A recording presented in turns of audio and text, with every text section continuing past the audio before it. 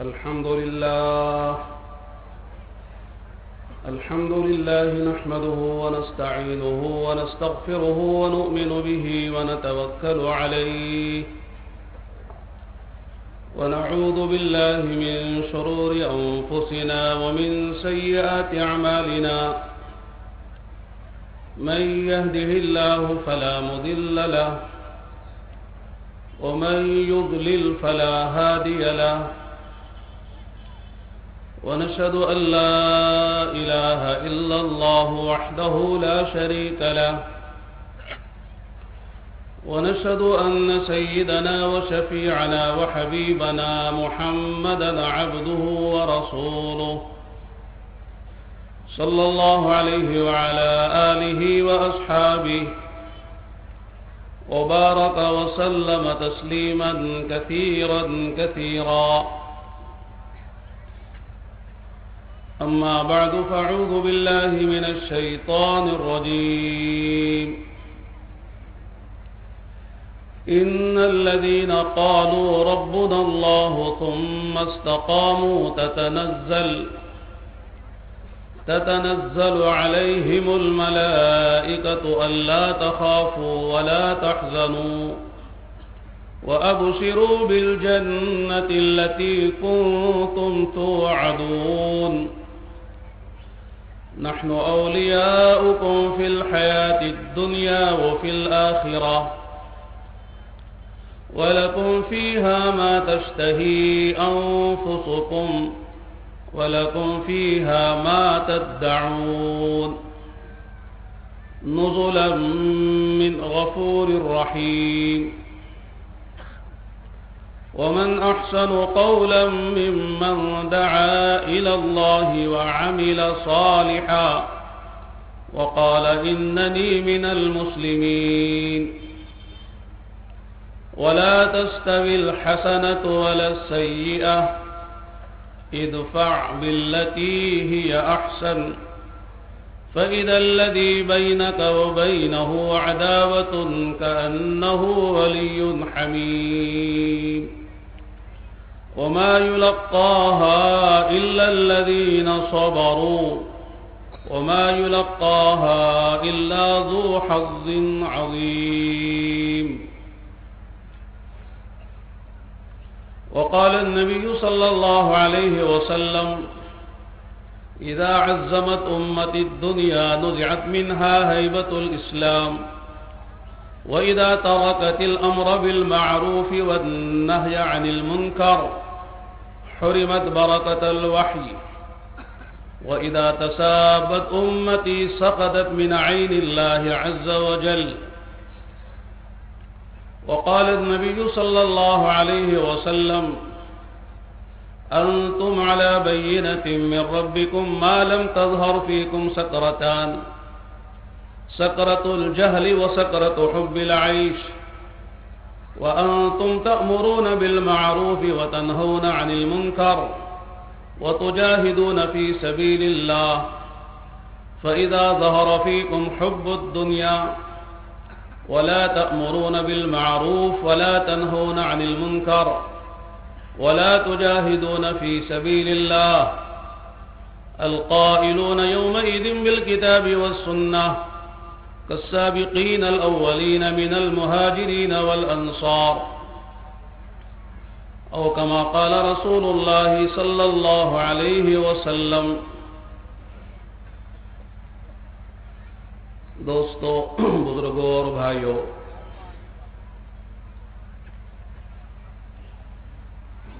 اس دنیا میں جو بھی آیا ہے جانے کے لیے آیا ہے. دنیا میں کوئی رہنے کے لیے نہیں آیا ہے. پیدا ہونا غیر یقینی ہے، مرنا یقینی ہے. پیدائش کی تاریخ معلوم ہے، مرنے کی تاریخ کسی کو معلوم نہیں، لیکن مرنا یقینی ہے. چاہے وہ 70 سال جیے، 100 سال جیے، 120 سال جیے، لیکن ایک نہ ایک دن اس دنیا سے جانا ہے. اگر دنیا سے جانے کے بعد زندگی ختم ہو جاتی، حساب کتاب نہ ہوتا، جنت و جہنم نہ ہوتی، میدان حشر نہ ہوتا، پلسرا سے گزرنا نہ ہوتا، نام اعمال کا دائیں یا بائیں ہاتھ میں ملنے کا مسئلہ نہ ہوتا، قبر کا عذاب اور قبر کی پریشانیاں نہ ہوتی، آدمی مر گیا، مٹی میں مل گیا، بات ختم ہو گئی، تو جو چاہے کرو، جیسے چاہے جیو، مر جاؤ، ختم ہو جاؤ، کوئی مسئلہ ہی نہیں ہے۔ چاہے آدمی بادشاہ بن کے جیے، فقیر بن کے جیے، ظالم بن کر جیے، مظلوم بن کر جیے، عادل بن کر جیے یا چور بن کر جیے، جس حال میں جیے مر جائے، ختم ہوگی زندگی۔ لیکن میرے دوستو، بات یہاں ختم نہیں ہوتی ہے، بلکہ مرنے کے بعد ایک عظیم الشان زندگی آنے والی ہے۔ اگر مرنے پر زندگی ختم ہو جاتی تو شریعت کی ضرورت نہیں، نبیوں کی ضرورت نہیں، کتابوں کی ضرورت نہیں، بشیر اور نذیر اور ہادی کے دنیا میں آنے کی ضرورت نہیں، نماز کی ضرورت نہیں، روزے کی ضرورت نہیں، مسجدوں کی ضرورت نہیں، مدرسوں کی ضرورت نہیں، علماء کی ضرورت نہیں، اجتماعات کی ضرورت نہیں، خدا کے راستے میں نکلنے کی ضرورت نہیں۔ آدمی کو بھوک لگ رہی کھائے، پیاس لگ رہی پی لے، سردی لگ رہی ہے کپڑے پہن لے، رہنے کے لیے مکان بنا لے، جیسے جانور زندگی گزارتا ہے گزار کے مر جائے۔ جانوروں کے لیے کوئی مسئلہ نہیں ہے، جانور کے لیے شریعت نہیں ہے، جانور کے لیے کوئی نبی نہیں آیا، رسول نہیں آئے، جانوروں کے لیے کوئی مدرسے نہیں کھولے، ان کے لیے کوئی مسجدیں نہیں بنی، ان کے لیے کوئی احکام نہیں آئے، ان کے لیے حرام و حلال کا مسئلہ ہی نہیں ہے، جانور ہے۔ تو میرے دوستو، اگر جانوروں کی طرح کی زندگی انسان گزارے اور مر جائے، ختم ہو جائے، اس کے لیے آگے کوئی مسئلہ حساب کتاب کا، جنت و جہنم کا نہیں ہے، تو پھر اتنے بڑے اجتماع کی، اتنی محنت کی، خدا کے راستے میں 4 مہینے چلے جانے کی، راتوں میں اٹھ کر رونے کی، سردیوں میں ٹھنڈے پانی سے وضو کرنے کی، یہ ساری جو دقتیں مشقتیں ہم اٹھاتے ہیں، کوئی ضرورت نہیں۔ لیکن چونکہ ہم اللہ کو مانتے ہیں، نبی کو مانتے ہیں، اور ہمارا ایمان ہے آمنت باللہ وملائکتہ وکتبہ ورسلہ والیوم الآخر والقدر خیرہ وشرہ من اللہ تعالی والبعث بعد الموت، کہ مرنے کے بعد اٹھائے جائیں گے، حساب کتاب ہوگا۔ فمن يعمل مثقال ذرة خيرا يرى ومن يعمل مثقال ذرة شرا يرى، کہ جس نے ذرہ برابر بھی اچھائی کی ہے وہ بھی سامنے آئے گی، ذرہ برابر برائی کی ہے وہ بھی سامنے آئے گی۔ یا بنی انہا ان تک مثقال حبۃ من خردل فتکن فی صخرۃ او فی السماوات او فی الارض یأتی بها اللہ ان اللہ لطیف خبیر۔ حضرت لقمان نے اپنے بیٹے سے بات کہی تھی نصیحتیں کرتے ہوئے کہ بیٹا، اچھائی یا برائی جو بھی انسان سے صادر ہوتی ہے، چاہے وہ کسی پتھر میں چھپ جائے یا آسمانوں میں چلی جائے بلندی پر، یا زمین کے تہ میں پہنچ جائے، تو یاتی بھی اللہ اسے خدا سامنے لائیں گے۔ رات کے اندھیرے میں کرو، دن کے اجالے میں کرو، مجمع میں کرو، خلوت میں کرو، جلوت میں کرو، سفر میں کرو، حضر میں کرو، جہاں جس حال میں جو بندہ جو عمل کرتا ہے وہ سارے اعمال سامنے لائے جائیں گے، اور کہا جائے گا اقرا کتابک کفی بنفسک اليوم علیک حسیبا، پڑھ لے تیرا نام اعمال، تو خود ہی پڑھ لے، تو دوسرے باہر سے گواہ لانے کی ضرورت ہی نہیں ہے، تو خود گواہی دے گا۔ تیرے اعضاء بولیں گے، زمین بولے گی، فرشتوں نے ریکارڈ کیا وہ بولیں گے، نام اعمال میں لکھا وہ سارا تیرے سامنے آئے گا۔ لہذا آدمی، میرے دوستو، اگر جیسے میں نے عرض کیا کہ حساب کتاب کا مسئلہ نہیں ہے، جنت و جہنم کا مسئلہ نہیں ہے، اور مرنے کے بعد زندگی ختم ہو جائے گی تو کوئی مسئلہ ہی نہیں تھا، لیکن چونکہ ہمارے سامنے مسئلہ آخرت کا ہے، لوگوں نے مسائل کو موت سے پہلے بنا رکھے ہیں. مولانا مسئلہ ہے گھر نہیں بنا ہے، مسئلہ ہے نوکری نہیں مل رہی ہے، مسئلہ ہے بیماریاں آ گئی ہیں، مسئلہ ہے بچوں کی شادیاں نہیں ہو رہی ہیں، مسئلہ ہے کہ جو ہے کارخانہ نہیں چل رہا ہے، مسئلہ ہے تجارت نہیں چل رہی ہے. یہ سارے مسئلے لوگوں نے بنا رکھے ہیں. میرے دوستو، اصل مسئلے یہ مسئلے نہیں ہیں. مسائل تو موت سے شروع ہوں گے. جب سکرات ہوگی، ملک الموت آئیں گے، روح نکالی جائے گی، رگ رگ سے روح نکالی جائے گی. ایک دن مرنا ہے، آخر موت ہے، کر لے جو کرنا ہے، آخر موت ہے. جگہ جی لگانے کی دنیا نہیں ہے، یہ عبرت کی جا ہے، تماشا نہیں ہے. کل نفس ذائقۃ الموت وانما توفون اجورکم یوم القیامہ فمن زحزح عن النار وادخل الجنۃ فقد فاز وما الحیاۃ الدنیا الا متاع الغرور. تو میرے دوستو، مسئلے تو مرنے سے شروع ہوں گے، موت سے شروع ہوں گے. قبر میں جانا مسئلہ ہے، ملک الموت کو دیکھنا مسئلہ ہے، روح کا بدن سے جدا ہونا ایک مسئلہ ہے، خاتمہ کس پر ہوتا ہے وہ ایک مسئلہ ہے. خاتمہ ایمان پر ہوتا ہے، بغیر ایمان کے ہوتا ہے، اطاعت پر ہوتا ہے، نافرمانی پر ہوتا ہے، خیر پر ہوتا ہے، شر پر ہوتا ہے، ایک مسئلہ ہے. اور برزخ میں، قبر میں قیامت تک رہنا ہے. پتہ نہیں حفرۃ من نیران ہے، حفرۃ من حفر النیران ہے، یا روضۃ من ریاض الجنہ قبر بننے والی ہے. جنت کے باغوں میں سے باغ بنے گی، جہنم کے گڑھوں میں سے گڑھا بنے گی. نم کنومت العروس کا مجدہ سنایا جائے گا، یا قبر میں آگ جلائی جائے گی، قبر بھینچے گی، اجدے مسلط ہو جائیں گے. کیا کیا ہوگا، یہ اصل مسئلے ہیں. پھر قیامت میں خدا کے سامنے کھڑا ہونا ہے. عرش کے سائے کے علاوہ کوئی سایہ نہیں ہوگا. ہر آدمی اپنے اپنے اعمال کے اعتبار سے پسینے میں غرق ہو رہا ہوگا. یوم یفر المرء من اخیہ وامہ وابیہ وصاحبتہ وبنیہ لکل امرئ یومئذ شأن یغنیہ کا منظر ہوگا. باپ بیٹے سے، بیٹا باپ سے، بیوی شوہر سے، شوہر بیوی سے، بھائی بھائی سے، دوست دوست سے بھاگ رہا ہوگا. کوئی کسی کے کام نہیں آ رہا ہوگا. نفسی نفسی کا عالم ہوگا. پھر میدان محشر میں نام اعمال اڑائے جائیں گے، کسی کے دائیں ہاتھ میں، کسی کے بائیں ہاتھ میں آئیں گے. پلسرا سے گزریں گے، لوگ کٹ کٹ کے گر رہے ہوں گے. کچھ بجلی کی طرح پار ہو رہے ہوں گے، جنت میں پہنچ رہے ہوں گے. کچھ اللہ کے عرش کے سائے میں جگہ پا رہے ہوں گے. میرے دوستو، یہ سارے منزلیں ہیں جس سے گزرنا ہے. ہم لکھنؤ میں پڑھتے تھے تو بڑے اللہ والوں سے ملاقات ہوتی تھی. حضرت مولانا علی میاں صاحب رحمۃ اللہ علیہ، مولانا منظور نعمانی صاحب رحمۃ اللہ علیہ، دیوبند میں قاری طیب صاحب رحمۃ اللہ علیہ، مولانا محمد احمد صاحب پرتاپ گڑھی رحمۃ اللہ علیہ، مولانا قاری صدیق صاحب باندھوی رحمۃ اللہ علیہ. جب بھی ان حضرات بزرگوں کی صحبت میں کبھی جانے کا اتفاق ہوتا تو ان کو جو نصیحت ہم کو کرنی تھی وہ کرتے تھے، لیکن آخر میں جانے والوں سے اہتمام سے بات کرتے تھے. بھائی، تم ہماری زندگی کو دیکھ رہے ہو، ہمارے کارنامے تمہارے سامنے ہیں، ہم مؤلف ہیں، مصنف ہیں، مجدد ہیں، اور اتنے اداروں کے ہم بانی مبانی ہیں، اور یہ کام ہم نے کیے ہیں. تم کو ظاہر میں نظر تو آ رہا ہے، لیکن تمہارے سے درخواست یہ ہے کہ العبرۃ بالخواتیم، اعتبار خاتمے کا ہے. دعا کر دو اللہ ایمان پر موت نصیب فرما دے. اصل مسئلہ آخرت موت کا ہے.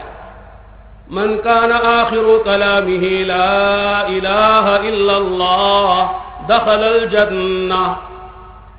اللہ کے نبی علیہ الصلوۃ والسلام نے فرمایا کہ جس کا آخری بول لا الہ الا اللہ ہوگا وہ جنت میں جائے گا. تو اللہ والوں کو فکر جو ہے خاتمے کی ہے. جھوپڑے میں زندگی گزر رہی ہے، دال روٹی کھا کے زندگی گزر رہی ہے، معمولی کپڑا پہن کر زندگی گزر رہی ہے، پیدل زندگی گزر رہی ہے. کوئی مسئلہ ہی نہیں ہے. دنیا گزر جائے گی. بادشاہ کی محل میں گزر جائے گی، فقیر کے جھوپڑے میں گزر جائے گی، صحت مند کی صحت میں گزر جائے گی، بیمار کی بیماری میں گزر جائے گی، شہری کی شہر میں گزر جائے گی، دیہاتی کی دیہات میں گزر جائے گی. زندگی تو گزرنے کے لیے گزر جائے گی. ہمیں سے ہر آدمی پیدا ہوا تھا تو دیکھ رہے تھے، لوگ خوشیاں منا رہے تھے. آج کوئی 25 سال کا ہے، کوئی 50 سال کا ہے، کوئی 60 سال کا ہے، مرنے کے قریب آ گیا ہے. ایک دن آئے گا آج کے 50 سال کے بعد، اللہ ماشاء اللہ ہمیں سے کوئی رہے. 50 سال گزر جائیں گے تو آج کے بعد سے 50 سال میں شاید ہم میں سے کوئی رہے، نئی نسل آئے گی۔ تو میرے دوستوں، بزرگوں اور بھائیوں، دنیا نے جن چیزوں کو مسائل بنا رکھا ہے وہ مسائل نہیں ہیں، مسئلے تو موت سے شروع ہوں گے، اور یہ دنیا آخرت کی تیاری کے لیے اللہ نے دی ہے۔ جو مسئلے تمہارے سامنے آنے والے ہیں ان مسئلوں کو آج حل کر لو۔ اسی کو اللہ کے پیارے نبی علیہ الصلوۃ والسلام نے فرمایا، الکیس من دان نفسہ وعمل لما بعد الموت والعاجز من اتبع نفسہ ہواہا وتمنى علی اللہ الامانی۔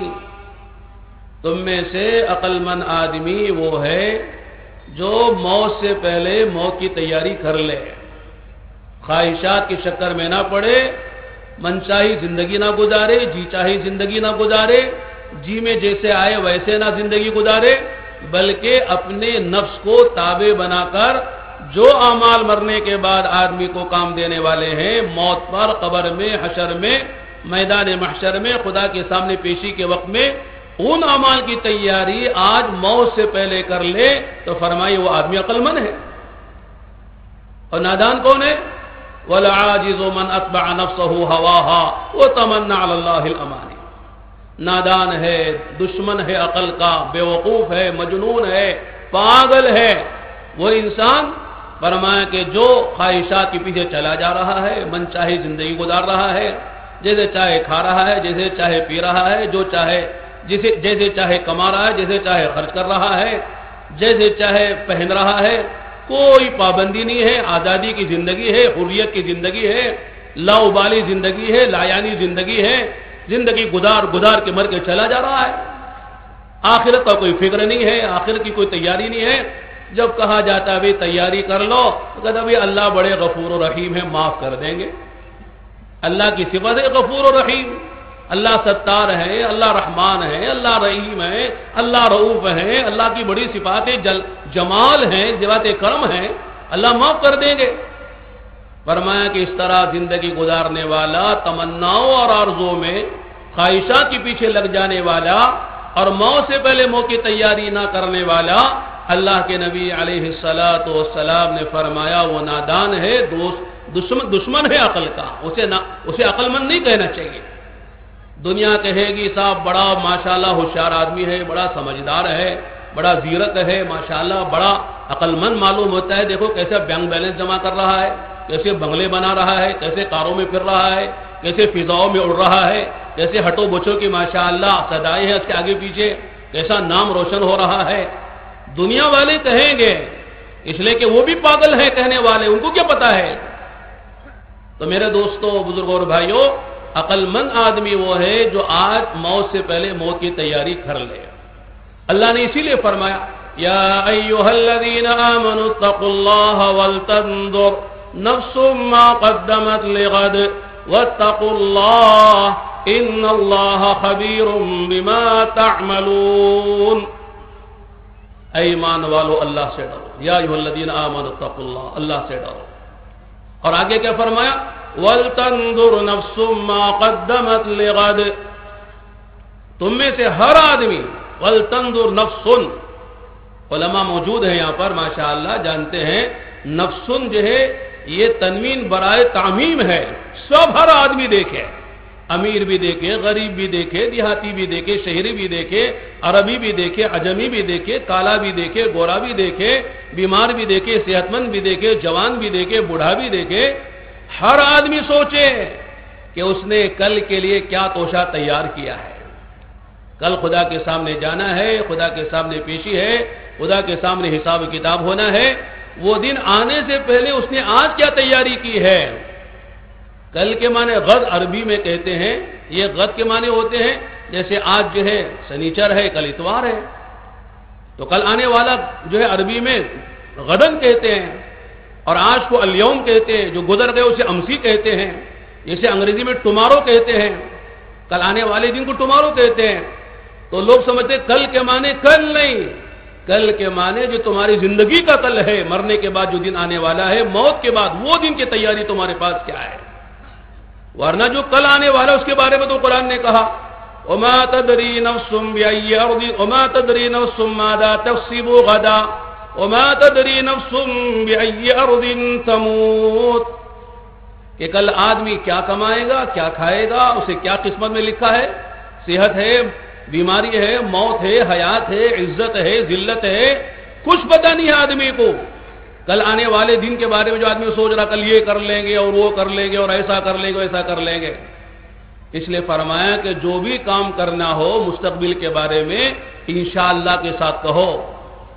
بہت سے لوگ کہتے صاحب کر لیں گے مولانا، پیسہ جیب میں ہے، طاقت ہے، جوانی ہے، ماشاءاللہ ہنر ہے، تجربے ہیں، سارے کام کر لیں گے، یہ کیا انشاءاللہ کا رکھا مولویوں کی باتیں ہیں؟ مولوی کہتے انشاءاللہ اور انشاءاللہ۔ میرے دوستو مولوی کی بات نہیں ہے، قرآن کی بات ہے، مولوی کی بات ہے، نبی کی بات ہے۔ خود اللہ کے نبی علیہ الصلوۃ والسلام سے ایک مرتبہ انشاءاللہ کہنا رہ گیا بھول سے۔ نبی کی شان کے خلاف نہیں ہے، بھول جانا نبی کی شان کے خلاف نہیں ہے۔ بعض مرتبہ نبی سے بھول ہوتی ہے اور اس بھول میں بھی قیامت تک آنے والی امت کو سبق ہوتا ہے، درس ہوتا ہے، نصیحت ہوتی ہے۔ اس روایت میں آتا ہے ایک مرتبہ اللہ کے نبی علیہ الصلوۃ والسلام نے ظہر یا عصر کی نماز پڑھائی، بجائے 4 رکعت کے 2 پہ سلام پھیر دیا، بھول ہو گئی۔ صحابہ نے بھی پھیر دیا، پہلے 2 رکعت تھی 4 ہو گئی تھی، پہلے 2 رکعت تھی، ظہر کی، عصر کی، عشاء کی، جیسے فجر کی 2 رکعت ہیں تو 2 کی پھر 4 ہو گئی۔ تو ایک مرتبہ آپ نے 4 ہونے کے بعد آپ نے 2 پہ سلام پھیر دیا، صحابہ نے بھی پھیر دیا، لیکن سمجھ میں نہیں آ رہا کہ کیا ہوا، کہ پھر دوبارہ کیا 4 کی 2 ہو گئی کیا؟ بہت سے لوگ سوچیں اچھا ہو جا 4 کی 2 ہو جاتی تو مزہ آ جاتا، سفر میں جیسے 2 پڑھ لیتے ہیں۔ تو لیکن کسی کی ہمت نہیں ہو رہی، کیسے پوچھیں آخر کیسے پوچھیں؟ ہو سکتا نماز میں کوئی وہی آ گئی ہوگی، حکم بدل گیا ہوگا، وہ منسوخ ہو گیا، ناسخ ہو گیا ہوگا، کیا پتا ہے۔ لیکن ایک صحابی جن کا لقب ذوالیدین ہے، انہوں نے ہمت کی اور ہمت کر کے پوچھا۔ پوچھنے کا ادب دیکھیے، کیا پیارا ادب ہے، کیا پیاری باتیں ہیں صحابہ کی، سکھایا ہے، امت کو ادب سکھایا ہے۔ اگر آج ہمارے جیسا کوئی امام صاحب بھول جاتے، کہتے کیا جی امام صاحب بھول گئے کیا، اتنا بھی یاد نہیں کہ 4 پڑھانا کہ 2 پڑھانا، اگر گھر میں لڑائی ہوگی دکھتا تمہاری بیوی سے، کیا ہو گیا، ایسے بھولتے ہیں کیا؟ آج امام کو لوگ ڈانٹتے ہیں، معمولی سمجھتے ہیں۔ تو صحابہ، ان صحابی نے جو سوال کیا تو عجیب سوال کیا، کہا اقصرت الصلاۃ ام نسیتها یا رسول اللہ، کہ اللہ کے نبی علیہ السلام کیا آج سے نماز 2 رکعت ہو گئی ہے یا آپ سے کچھ سہو ہو رہا ہے؟ کیا پیارا انداز ہے کہ کیا آپ آج سے نماز 2 رکعت ہوگی دوبارہ، یا آپ سے کچھ سہو ہو رہا ہے کہ آپ نے 2 پہ سلام پھیر دیا ہے؟ تو اللہ کے نبی علیہ الصلوۃ والسلام سمجھ رہے کہ میں نے 4 پڑھائی ہے، حالانکہ 2 پڑھائی۔ آپ نے فرمایا کہ ما نسیت ولا قصرت، نہ میں بھولا ہوں نہ 4 کی 2 ہوئی ہے، مطلب کہ میں نے 4 پڑھائی ہے۔ پھر اللہ کے نبی نے سوالیہ نگاہوں سے حضرت ابوبکر کو دیکھا کہ ابوبکر نے بھی اشارہ کہ ہاں حضور آپ نے 2 پڑھائی ہے۔ پھر آپ نے اٹھ کر نماز مکمل کی۔ اس وقت نماز میں گفتگو کرنا، سلام کلام سب جائز تھا۔ آپ نے 2 رکعت اٹھ کے نماز دوبارہ پڑھائی۔ تو پھر جو ہے آپ نے نماز کے بعد فرمایا انی لا انسا ولکنی انسا، فرمایا کہ میں بھولتا نہیں ہوں بلکہ بھلایا جاتا ہوں، تاکہ امت کو سبق ملے کہ اگر کبھی بھول سے امام صاحب 4 رکعت والی نماز میں بجائے 4 رکعت پہ سلام پھیرنے کے 2 رکعت پہ سلام پھیر دے تو مسئلہ کیا ہونا چاہیے، کہ اس کی تکمیل کیسے کی جائے گی، کیا مسئلہ سجدے سے ہوگا، کیا ہوگا، امت کو سمجھانے کے لیے بعض مرتبہ نبی سے بھول ہو جاتی۔ ایسے کفار یعنی جو غیر مسلم ہے یا مکے والے تھے جو غیر ایمان والے، انہوں نے پوچھ لیا کہ اللہ اور یہودیوں کے بتانے کی وجہ سے کہ 3 سوال پوچھے تھے کہ ذوالقرنین کا کیا قصہ ہے، اصحاب کہف کا کیا قصہ ہے، روح کی کیا حقیقت ہے۔ تو آپ نے فرمایا کہ کل بتاؤں گا، لیکن آپ نے انشاءاللہ کہنا اب بھول گئے۔ اب اللہ تعالیٰ اس لیے کہ نبی جو بتاتے وہ اللہ کے بتانے سے بتاتے ہیں، جو کچھ نبی کے پاس ہے وہ نہ اللہ کا دیا ہوا علم ہے۔ تو اللہ کے نبی علیہ الصلوۃ والسلام کی اطمینان تھا کہ جبرائیل آئیں گے وہی لے کر بتا دوں گا، لیکن وہی نہیں آئی۔ 1 دن گزرا، 2 دن گزرے، ہفتہ گزر گیا، حتیٰ کہ 15 دن گزر گئے وہی نہیں آئی۔ ادھر مکے والوں کو موقع مل گیا مذاق اڑانے کا، او ہو دیکھو کہہ رہے تھے کہ صاحب ماشاءاللہ کل بتا دیں گے، لیکن 15 دن گزر گئے، معلوم ہوا کہ ان کا رب اسے ناراض ہو گیا ہے، ان کے رب نے ان کو چھوڑ دیا ہے۔ اللہ کے نبی پریشان تھے، چنانچہ 15 دن کے بعد وہی بھی آئی، بتا بھی دیا گیا کہ ذوالقرنین کون ہے، اصحاب کہف کا کیا قصہ ہے، روح کی کیا حقیقت ہے۔ اس کے بعد اللہ نے یہ بھی کہا کہ وَلَا تَقُولَنَّ لِشَيْءٍ إِنِّي فَاعِلٌ ذَلِكَ غَدًا إِلَّا إِن شَاءَ اللَّهُ۔ اے ہمارے نبی، آئندہ سے کل کے بارے میں کوئی بات کرنی ہے تو آپ جو یہ نہ کہیے کہ میں کر دوں گا کہہ دوں گا، بلکہ انشاءاللہ کے ساتھ کہیے، اگر بھول جائیں تو دوبارہ جب یاد آئے تو انشاءاللہ کہیے۔ تو میرے دوستوں میں عرض کر رہا تھا کہ جو کچھ بھی ہوگا وہ اللہ کے کرنے سے ہوگا، اللہ کی چاہت کے بغیر کچھ نہیں ہوتا ہے۔ کوئی ذرہ اپنی جگہ سے حرکت نہیں کر سکتا، کوئی پتا اپنے درخت سے گر نہیں سکتا، کوئی آسمان کے بادلوں سے کوئی پانی کا قطرہ نیچے نہیں آ سکتا، کوئی کام اللہ کی مرضی کے بغیر، اللہ کے ارادے کے بغیر ہو نہیں سکتا ہے۔ یہ ہم سب کا ایمان ہے۔ اسی لیے جو کہنا ہے انشاءاللہ کے ساتھ کہو کہ بھئی کرنے والی اللہ کی ذات ہے، اللہ کا غیر اللہ کے بغیر کچھ نہیں کر سکتا، اللہ اپنے غیر کے بغیر سب کچھ کر سکتے ہیں۔ تو یہ کہنا کہ صاحب یہ انشاءاللہ ماشاءاللہ سبحان اللہ یہ مولویوں کی باتیں ہیں، یہ صاحب جب مولوی کرے، ہمارے پاس تو پیسہ ہے، ہمارے پاس تو طاقت ہے، ہمارے پاس تو جوانی ہے، ہمارے پاس تو تجربے ہیں، ہمارے پاس تو علم ہے، ہمارے پاس تو سورسز ہیں، ہمارے پاس تو تعلقات ہیں، ہم جو چاہے جیسے چاہے جو چاہے کام کر لیں گے۔ میرے دوستو غلط بات ہے۔ لطیفہ ہے، آپ نے سنا ہوگا اپنے علماء سے کہ ایک متولی صاحب جو ہے وہ پیسے لے کے جا رہے تھے، امام صاحب نے پوچھا کہاں جا رہے ہیں؟ کہنے لگے فلاں بازار میں، فلاں شہر میں بازار لگا ہوا ہے، وہاں سے بھینس خریدنے جا رہا ہوں اور جا کے شام تک آ جاؤں گا۔ امام صاحب تو امام صاحب تھے، انہوں نے کہا بھی انشاءاللہ تو کہہ لو جا رہے ہو بھینس خریدنے کے لیے، تو جا کے انشاءاللہ بھینس خرید کر شام تک آ جاؤں گا۔ تو متولی صاحب کہنے لگے مولوی صاحب، امام صاحب انشاءاللہ ماشاءاللہ آپ اپنے جیب میں رکھیے، میرے جیب میں پیسے ہیں، جاؤں گا خریدوں گا لاؤں گا، انشاءاللہ کی کیا ضرورت ہے؟ تو امام صاحب نے کہا ٹھیک ہے بھائی آپ کی مرضی ہے، نہ کہو نہ کہو، جاؤ۔ چنانچہ اللہ تعالیٰ کو دکھانا ہوتا ہے کبھی کبھی، تو گئے اور جا کے بھینس خریدی، آتے آتے شام ہو گئی، تو شام میں چوروں نے پکڑ کے بھینس چھین لی اور خوب پٹائی کی، پیسے بھی نکال لیے۔ اب امام صاحب فجر کی نماز میں وہ متولی صاحب آئے بڑے پریشانی کے عالم میں، تو امام صاحب نے پوچھا کیا بھینس خرید لی، لیا ہے؟ تو اب انہوں نے کہا کہ امام صاحب انشاءاللہ میں بھینس خریدنے گیا، انشاءاللہ میں نے بھینس خرید لی، انشاءاللہ میں بھینس لے کے آ رہا تھا، انشاءاللہ چوروں نے پکڑ لیا، انشاءاللہ میں چوروں نے مجھے پٹائی کی، انشاءاللہ میں خالی ہاتھ گھر واپس آ گیا۔ اب یہ ایک مرتبہ نہیں 100 مرتبہ انشاءاللہ کوئی فائدہ نہیں ہے۔ جس وقت انشاءاللہ کہنا چاہیے تھا اس وقت تو انشاءاللہ نہیں کہا، اس وقت تو مذاق اڑایا تم نے کہ اسے کیا ہوتا ہے۔ میرے دوستوں بزرگوں اور بھائیوں، تو میں یہ بات کر رہا تھا کہ ہم سب کا مسئلہ اصل آخرت کا مسئلہ ہے۔ اسی لیے اللہ کے نبی علیہ الصلوۃ والسلام نے فرمایا الدنیا خلقت لکم وانتم خلقتم للآخرہ، کہ دنیا ساری تمہاری اللہ نے پیدا کی ہے، دنیا کو استعمال کرو، یہ چاند تمہارے لیے، سورج تمہارے لیے، یہ آسمان تمہارے لیے، زمین تمہارے لیے، یہ دھرتی تمہارے لیے، پیداوار تمہارے لیے، یہ ہوائیں تمہارے لیے، یہ درخت و شجر و حجر تمہارے لیے، یہ چرندے پرندے درندے تمہارے لیے، دنیا کی ساری مخلوقات کو اللہ نے تمہارے نفع کے لیے بنایا ہے، استعمال کرو، منع نہیں ہے، کھاؤ پیو، کلو وشربو، کھاؤ پیو مزے کرو، لیکن فرمایا تم کیوں پیدا ہوئے ہو، تمہارا مقصد کیا ہے، دنیا کے لیے پیدا ہوئے ہو؟ الا انتم خلقتم للآخرہ، کہ تم آخرت کے لیے پیدا ہوئے ہو، تمہارا ہر کام آخرت کو سامنے رکھ کر ہونا چاہیے۔ میرے دوستو آخرت کو سامنے رکھ کر ہونے کے کیا معنی ہیں؟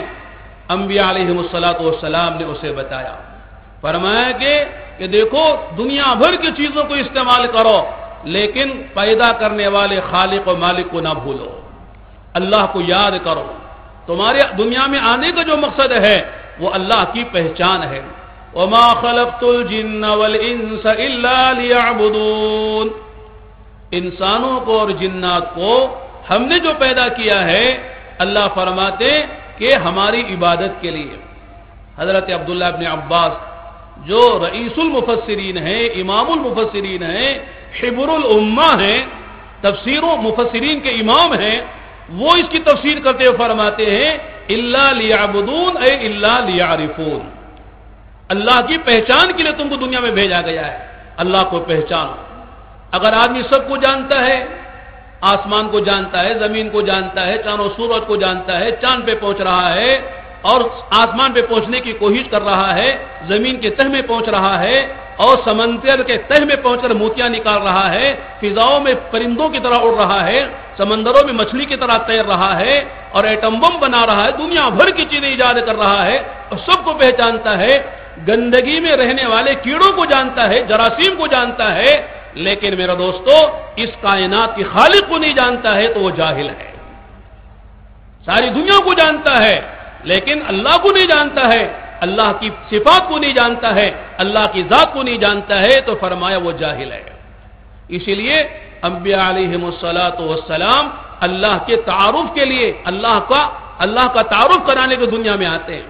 اے دنیا کے انسانوں، اللہ کو پہچانو، اپنے خالق کو پہچانو، اپنے مالک کو پہچانو، اپنے رازق کو پہچانو، اپنے نفع دینے والے نقصان دینے والے مالک کو پہچانو، عزت و ذلت کے دینے والے کو پہچانو، موت اور حیات کے دینے والے کو پہچانو، جس کے ہاتھ میں سب کچھ ہے اس کو پہچانو، جس کی صفت ہے علی کل شیء قدیر، جس کی صفت ہے فعال لما یرید، جس کی صفت ہے النافع والضار، جس کی صفت ہے محیی و ممیت، جس کی صفت ہے الحی القیوم، اسے اس خدا کو پہچانو۔ اگر آدمی سب کو پہچانتا ہے لیکن میرے دوستو اپنے خالق و مالک کو نہیں پہچانتا ہے تو وہ انسان جاہل کہلائے گا، نادان کہلائے گا۔ وہ زندگی کے مقصد کو نہیں جانتا ہے، جو خدا کو بھول کر زندگی گزار رہا ہے۔ اللہ کو پہچاننے کے معنی صرف یہ نہیں کہ صاحب یہ خالق ہے، ایک مالک ہے، آسمان و زمین کا پیدا کرنے والا ہے، بلکہ فرمایا یوں تصور کرو، بلکہ یقین کرو کہ ہماری عزت کا مالک اللہ ہے، ذلت کا مالک اللہ ہے، موت اور حیات کا مالک وہ اللہ ہے، نفع نقصان کا دینے والا اللہ ہے، حالات کا بنانے بگاڑنے والا اللہ ہے۔ اللہ معاف فرمائے، آج لوگوں نے چیزوں میں عزت کو تلاش کیا۔ بنگلہ ہو تو عزت ہے، کار ہو تو عزت ہے، اچھے کپڑے ہو تو عزت ہے، آدمی محلوں میں رہے تو عزت ہے، ہوائی جہازوں میں اڑے تو عزت ہے، لوگ آگے پیچھے چلے تو عزت ہے۔ میرے دوستو، بزرگ اور بھائیو، میں عرض کرتا ہوں، قرآن کریم میں اللہ نے واقعات بیان فرمائے۔ فرعون کا واقعہ ہے، شداد کا واقعہ ہے، نمرود کا واقعہ ہے، ابو جہل ابو لہب کے واقعات ہیں۔ یہ سب بڑے لوگ تھے اپنے زمانے کے، لیکن اگر میں کہوں صاحب کسی آدمی کو آج اگر آپ کہیں قارون صاحب تشریف لائیے، قارون صاحب تشریف لائیے، فرعون صاحب تشریف لائیے، بڑے آدمی ہیں آپ تشریف لائیے، آدمی خوش ہو جائے گا؟ مولانا اس سے بڑی کوئی گالی آپ کو نہیں ملی کہ آپ نے مجھے فرعون بنا دیا، آپ نے مجھے قارون بنا دیا، شداد بنا دیا۔ آدمی کو اگر بڑا آدمی ہے تو معلوم ہونا چاہیے کہ صاحب قارون کہے تو عزت ہونی چاہیے، فرعون کہو تو عزت ہونی چاہیے، ابو جہل کہو تو عزت ہونی چاہیے، لیکن آدمی ناراض ہو جاتا ہے۔ اس کے برخلاف نام رکھتے ہیں بلال، عمار، یاسر، صہیب، مختلف صحابہ کے نام ہیں۔ حضرت بلال سے کون نہیں جانتا کہ کالے ہیں، کلوٹے ہیں، حبشہ کے رہنے والے ہیں، غلام ہیں، ان کی والدہ بھی باندھی ہیں، پٹ رہے ہیں، مارے جا رہے ہیں، زخم کھا رہے ہیں، لیکن اللہ تعالیٰ نے کیا مقام دیا؟ ایک بزرگ فرما رہے تھے، بلکہ کتابوں میں لکھا ہوا ہے، جب مکہ فتح ہو گیا، اللہ کے نبی علیہ الصلوۃ والسلام نے مکے والوں کے سامنے بلال کو بتانے کے لیے بلایا، کہا بلال مکے والوں نے تمہیں بہت پیٹا ہے اللہ کا نام لینے پر، اسلام لانے پر، آؤ ذرا بلال تمہارا مقام مکے والوں کو دکھائیں کہ بلال کا کیا مقام ہے۔ کہا بلال اذان دینی ہے، مکہ فتح ہو گیا ہے، 10,000 صحابہ مکے میں داخل ہیں، مکے والے جنہوں نے ستایا تھا، مارا تھا، وہ بھیگی بکری کی طرح دبے ہوئے ہیں، پتہ نہیں اب کیا ہوگا، کیا مصیبت آئے گی، کیا پریشانی ہوگی، لیکن اللہ کے نبی صلی اللہ علیہ وسلم نے سب کو معاف کر دیا۔ اور یوں فرمایا کہ آج میں وہی کہوں گا تم سے جو حضرت یوسف نے اپنے بھائیوں سے کہا تھا، اذهبوا فانتم الطلقاء لا تثریب علیکم اليوم، آج تم سے کوئی داروگیر نہیں ہے، سب کو میں نے معاف کر دیا، جو اپنے گھر میں چلا جائے اسے امن ہے، جو ابو سفیان کے گھر میں چلا جائے اسے امن ہے، جو بیت اللہ میں داخل ہو جائے اسے امن ہے، سب کو معاف کر دیا۔ اور جب سارے لوگ آ گئے تو حضرت بلال کو بلایا، بلال اذان دو۔ ماشاءاللہ اس مجمع میں ہزاروں آدمی ہیں جنہوں نے حج کیا ہے، بیت اللہ پہ گئے ہیں، عمرہ کیا ہے، مکے کی ایک چیز دیکھی ہے، وہاں صفا بھی ہے، مروہ بھی ہے، مطاف بھی ہے، حجر اسود بھی ہے، باب کعبہ بھی ہے، ملتزم بھی ہے، مقام ابراہیم بھی ہے، حتیم بھی ہے، میزاب رحمت بھی ہے، ہزاروں جگہ ہیں جہاں کھڑا کر کے اللہ کے نبی علیہ الصلوۃ والسلام حضرت بلال سے اذان کہلوا سکتے تھے، لیکن اللہ کے نبی علیہ الصلوۃ والسلام نے حضرت بلال سے کیا فرمایا؟ اے بلال ذرا بیت اللہ کی چھت پہ کھڑے ہو جانا، اللہ کے گھر کی چھت پر کھڑے ہو کر اذان دینا۔ حضرت بلال بیت اللہ کی چھت پہ کھڑے ہو گئے اور اذان دینی شروع کی، تو مکے والے دیکھتے رہ گئے بھی یہ کون ہے؟ کالا کلوٹا جسے ہم نے مارا تھا، ستایا تھا، ریت پہ ہم نے کھینچا تھا، اس کے سینے پہ ہم نے سل رکھی تھی، مارتے مارتے ہم تھک جاتے تھے، یہ عہد کہتے ہوئے تھکتا نہیں تھا، آج کیا مقام ملا ہے بلال کو کہ بیت اللہ کی چھت پہ کھڑا ہو کر اذان دے رہا ہے؟ تو میرے دوستو، بزرگوں اور بھائیوں، دنیا کی چیزوں میں اللہ نے عزت نہیں رکھی ہے، عزت تو جیسے فرمایا اللہ کے خزانے سے چلتی ہے، نبیوں کے راستے سے آتی ہے، اور ایمان والوں کو بقدر ایمان ملا کرتی ہے۔ اسی لیے حضرت عمر رضی اللہ تعالی عنہ جب بیت المقدس کا سفر کر رہے تھے، حضرت عمرو بن العاص رضی اللہ تعالی عنہ نے ان سے حضرت عمر سے کہا کہ حضرت عمر، آپ جس اونٹ پہ سوار ہیں، معمولی سا اونٹ ہے، اور جو کپڑے آپ کے ہیں پیون لگے ہوئے پھٹے ہوئے ہیں، بڑے بڑے احبار اور رہبان ہیں، یہودی اور نصرانی ان کے علماء ہیں، یہ آپ کو دیکھیں گے تو کیا سمجھیں گے؟ لہذا آپ ذرا گھوڑا استعمال کریں، عربی اصیل گھوڑا استعمال کریں، اور یہ آپ کی جو چادر، آپ کا جو پیون لگے ہوئے کرتا، اسے بدل کر اچھا لباس پہن لے۔ تو حضرت عمر رضی اللہ تعالیٰ عنہ کے کہنے سے تھوڑی دیر کے لیے پہن تو لیا، لیکن فوراً کہا کہ میرا وہی لباس لاؤ، میرا وہی اونٹ لاؤ، میں اپنے دل کو بدلا ہوا پا رہا ہوں۔ علماء نے لکھا ہے کہ واقعی جو اللہ والے ہوتے ہیں اگر تھوڑا بھی ہٹتے ہیں تو فوراً اللہ کی طرف تنوع ہو جاتا ہے، تنبیہ ہو جاتی ہے۔ جیسے سفید کپڑے پر ذرا بھی داغ آتا ہے تو نظر آ جاتا ہے، کالے کپڑے پر، میلے کپڑے پر، رنگین کپڑے پر 1000 دھبے لگ جائے نظر نہیں آتا ہے۔ تو اللہ والوں کو ذرا بھی کوئی اس طرح کی بات ہوتی ہے فوراً احساس ہو جاتا ہے، فوراً کہا کہ لاؤ میرا وہی کرتا، وہی میرا اونٹ لاؤ۔ اور پھر کیا فرمایا؟ جنہوں نے مشورہ دیا تھا ان کے سینے پر اس طرح مکہ مارتے ہوئے کہا کہ اگر تمہارے علاوہ کسی اور نے یہ بات کہی ہوتی تو ایسی سزا دیتا تو قیامت تک لیے عبرت بن جاتی، تم نے یہ مشورہ دیا۔ اور پھر عجیب جملے کہے، آج بھی تاریخی کتابوں میں وہ جملے لکھے ہوئے ہیں، پڑھنے کی چیز ہے، سمجھنے کی چیز ہے، ہر مسلمان کو غور کرنا چاہیے۔ کیا فرمایا؟ انا كنا اذل الناس فاعزنا الله بدين الاسلام ومهما نطلب العزة بغیر ما اعزنا الله اذلنا الله۔ فرمایا ہم ذلیل تھے، حقیر تھے، فقیر تھے، بے حیثیت تھے، ہمارا کوئی مقام نہیں تھا، اللہ نے جو ہم کو عزت دی ہے وہ اسلام سے دی ہے، اللہ نے جو عزت ہم کو دی ہے وہ نبی کی غلامی سے دی ہے، اللہ پاک نے جو ہم کو جو ہے مقام دیا ہے وہ اللہ کی ماننے اطاعت کرنے میں دی ہے، دین کی محنت کی وجہ سے دی ہے۔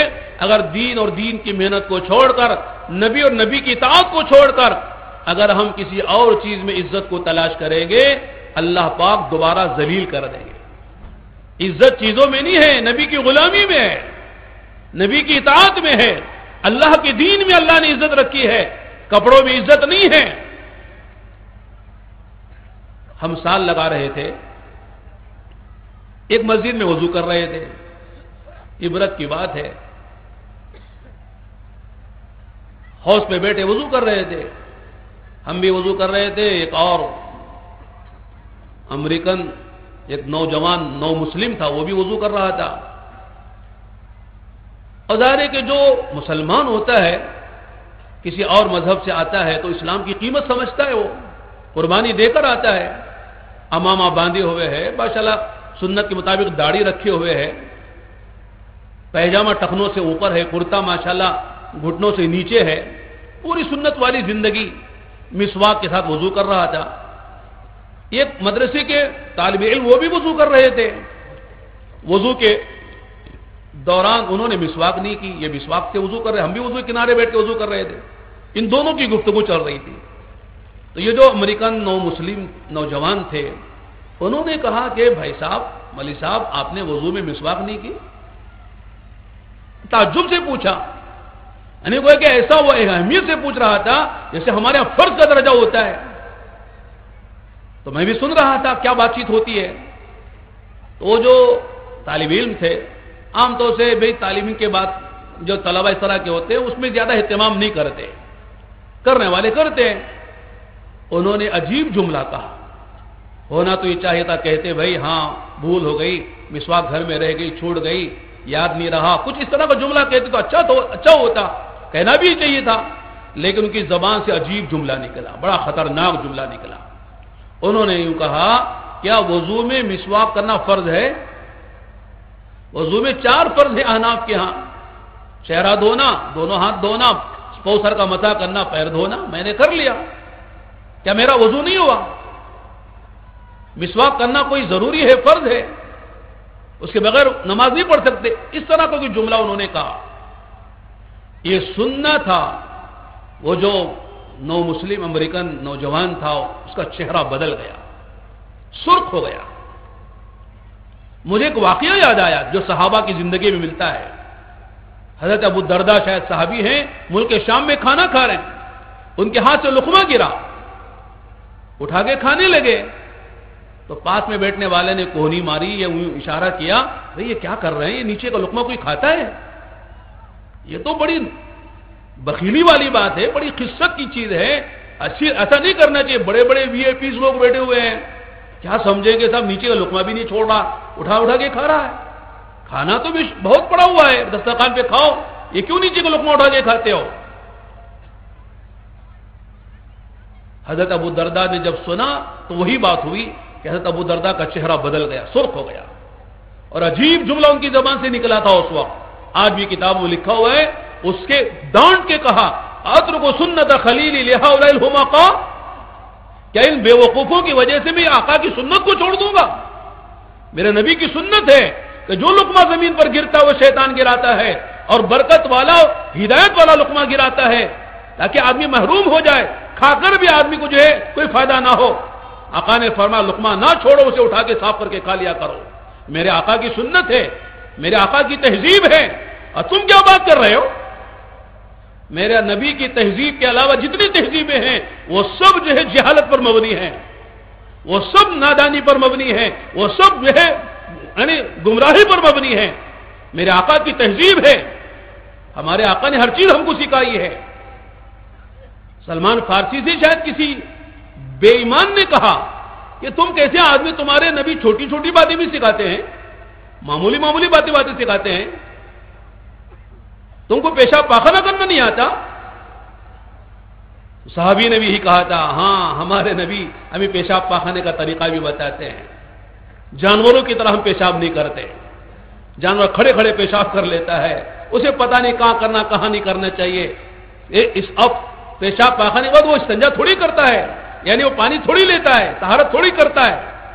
ہمارے نبی نے بتایا پیشاب جو ہے نرم زمین پہ کرنا، پردے کے ساتھ کرنا، سطر کھولو تو کسی کی نگاہ نہ پڑے، قبلے کی طرف نہ کرنا، سوراخ میں نہ کرنا، پانی میں نہ کرنا، درخت کے سائے میں نہ کرنا، سڑکوں پہ نہ کرنا، سخت زمین پہ نہ کرنا۔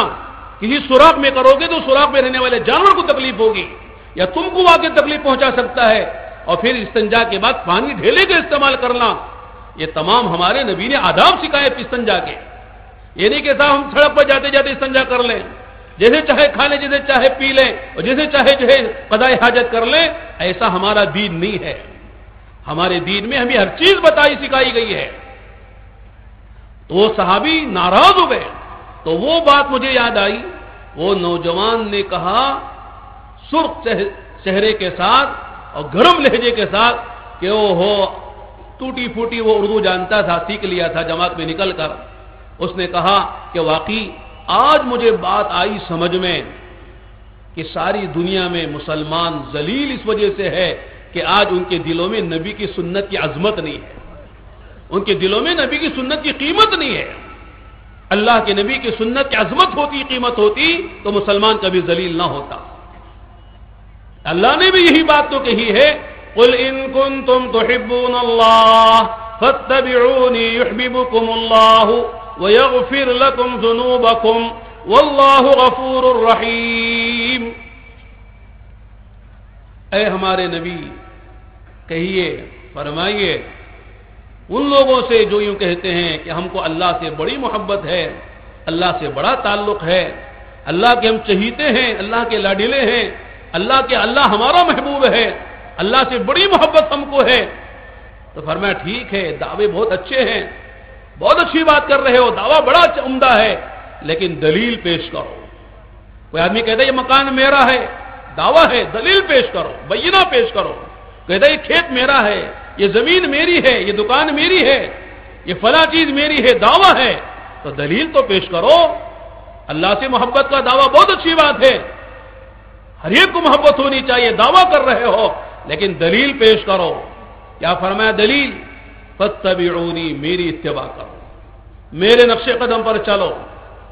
اتباع ایک ہے اور ایک اطاعت ہے، دو لفظ قرآن میں حدیث میں ملتے ہیں. علماء نے فرمایا اتباع کے معنی یہ ہیں کہ اللہ کے نبی علیہ الصلاۃ والسلام نے جو کیا ہے اور جو کر کے بتایا ہے اس طرح اس کو کرو. جو عمل آپ نے جس طرح کیا ہے اس طرح وہ عمل کرو، یہ اتباع ہے. فاتبعونی، اس لیے کہ نبی صرف کہہ کر نہیں گزر گئے، کر کے بتایا ہے، ہر عمل کر کے بتایا ہے. جس بات کو جو چیزیں امت میں آپ لانا چاہتے تھے اور امت کو جن باتوں پر آپ لانا چاہتے تھے، اللہ کے نبی علیہ الصلوۃ والسلام نے وہ ساری باتیں کر کے دکھائی ہیں. آپ نے فرمایا صلو کما رأیتمونی اصلی، نماز اس طرح پڑھو جس طرح تم نے مجھے نماز پڑھتا دیکھا ہے. میرا قیام دیکھو، میری قرات دیکھو، میرا رکوع دیکھو، میرا قومہ دیکھو، میرا سجدہ دیکھو، میرا جلسہ دیکھو، میرا قاعدہ دیکھو، میرے اندر کی کیفیت دیکھو، میرا خشوع دیکھو، میرا خضوع دیکھو، میرا دھیان دیکھو، میرا اخلاص دیکھو، میرے اللہ کی طرف توجہ دیکھو، میرا لمبا لمبا قیام دیکھو، نماز میں رونا دیکھو. جو نماز میں نے پڑھی ہے اور جس طرح تم نے مجھے نماز پڑھتا ہوا دیکھا ہے اس طرح نماز پڑھو. اور امت سے تو کہا 5 وقت کی نماز پڑھ لو، کافی ہے، لیکن آپ نے 8 وقت کی نماز پڑھی ہے. تہجد کی نماز آپ پڑھ رہے ہیں، 2 رکعت سے لے کر 12 رکعت تک آپ سے پڑھنا ثابت ہے. اتنا لمبا قیام ہوتا تھا، اما جان فرماتی ہیں کہ مجھے گمان ہونے لگتا تھا کہ شاید آپ رکوع کرنا بھول گئے. رکوع اتنا لمبا ہوتا تھا کہ گمان ہوتا تھا کہ آپ سجدہ کرنا بھول گئے، اور سجدہ اتنا لمبا ہوتا تھا فرمایا کہ مجھے ڈر لگتا تھا کہیں اللہ کے نبی اللہ کو پیارے تو نہیں ہو گئے. مجھے ہلا کے دیکھنا پڑتا تھا. لمبا سجدہ، لمبا قومہ، لمبا جلسہ، لمبا قیام اور قرات، 12 رکعت آپ پڑھ رہے ہیں. سو گئے، نماز بھی، پھر اٹھ گئے، پھر سو گئے، پھر اٹھ رہے، پھر نماز پڑھ رہے، دعا مانگ رہے، رو رہے ہیں، آنکھوں سے آنسو بہ رہے ہیں، سجدے کی حالت میں اتنے آنسو بہ رہے ہیں کہ زمین بھیگ رہی ہے.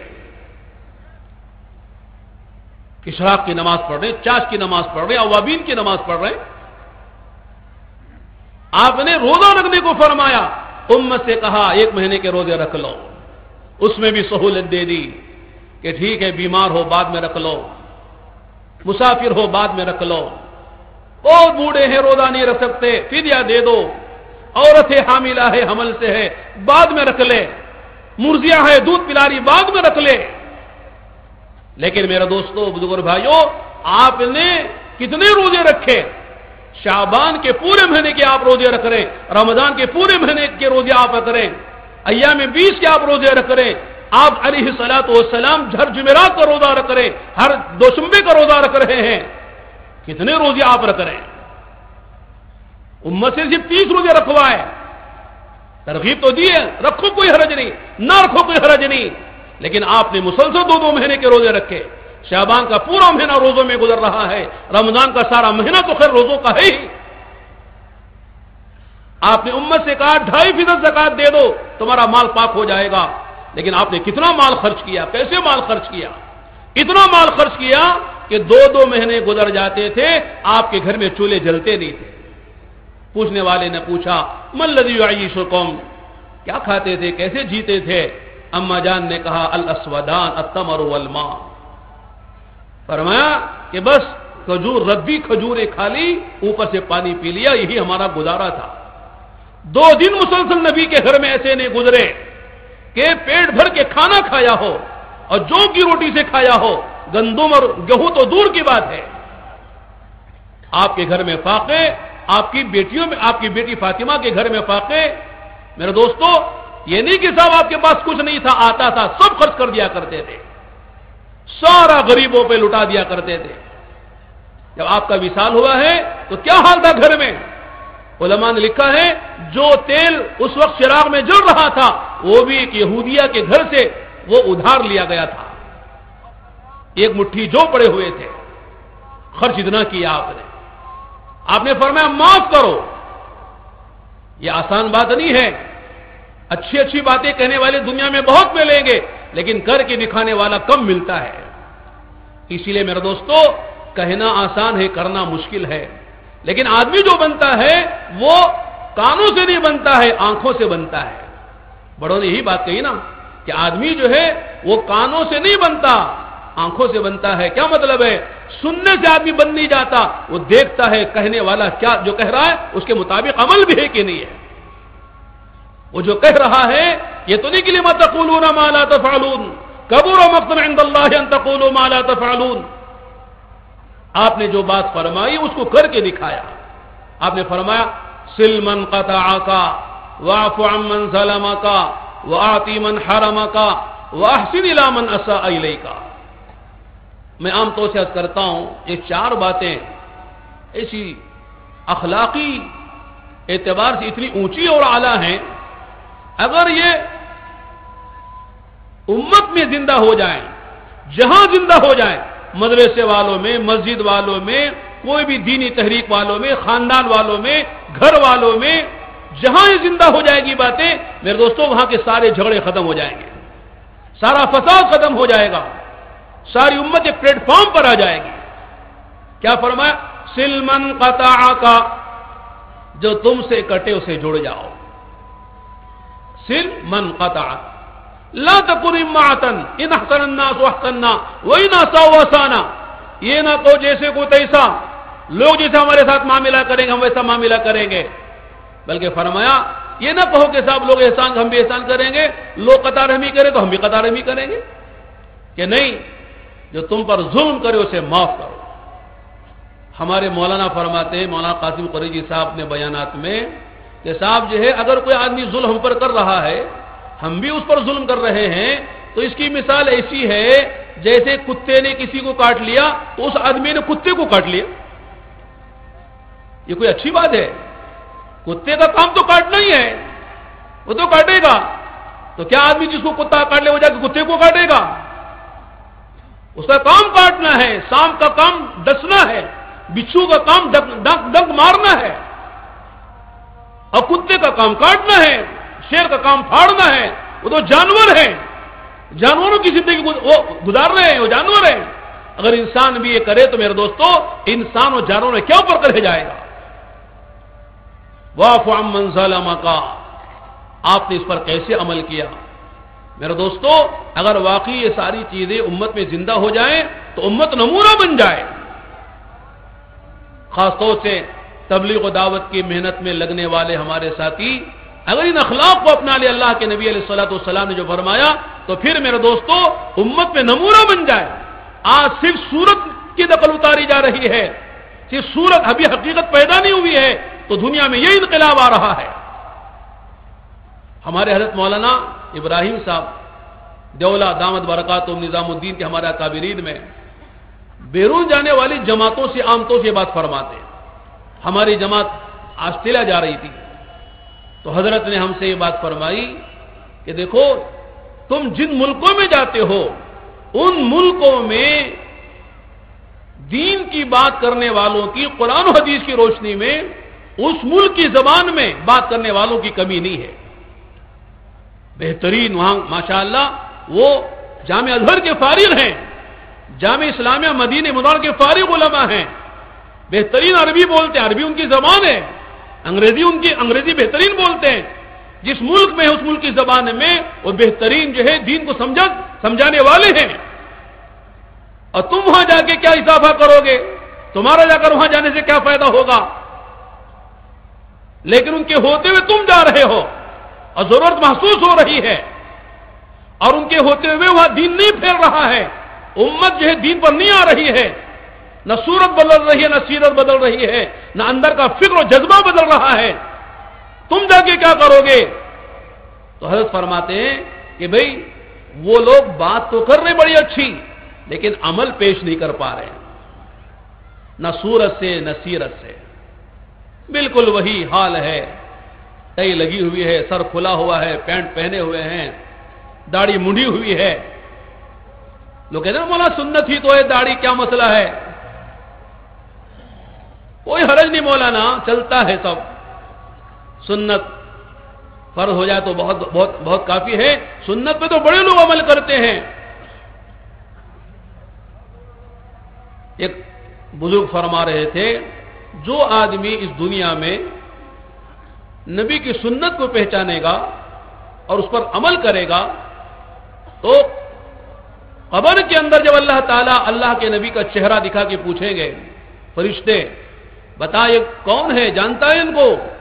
تو جس نے دنیا میں نبی کی سنت کو پہچان کر زندگی گزاری تھی فرمایا قبر میں فوراً نبی کو پہچان لے گا اور یوں کہے گا ہذا نبینا محمد صلی اللہ علیہ وسلم، یہ ہمارے آقا محمد رسول اللہ صلی اللہ علیہ وسلم ہے.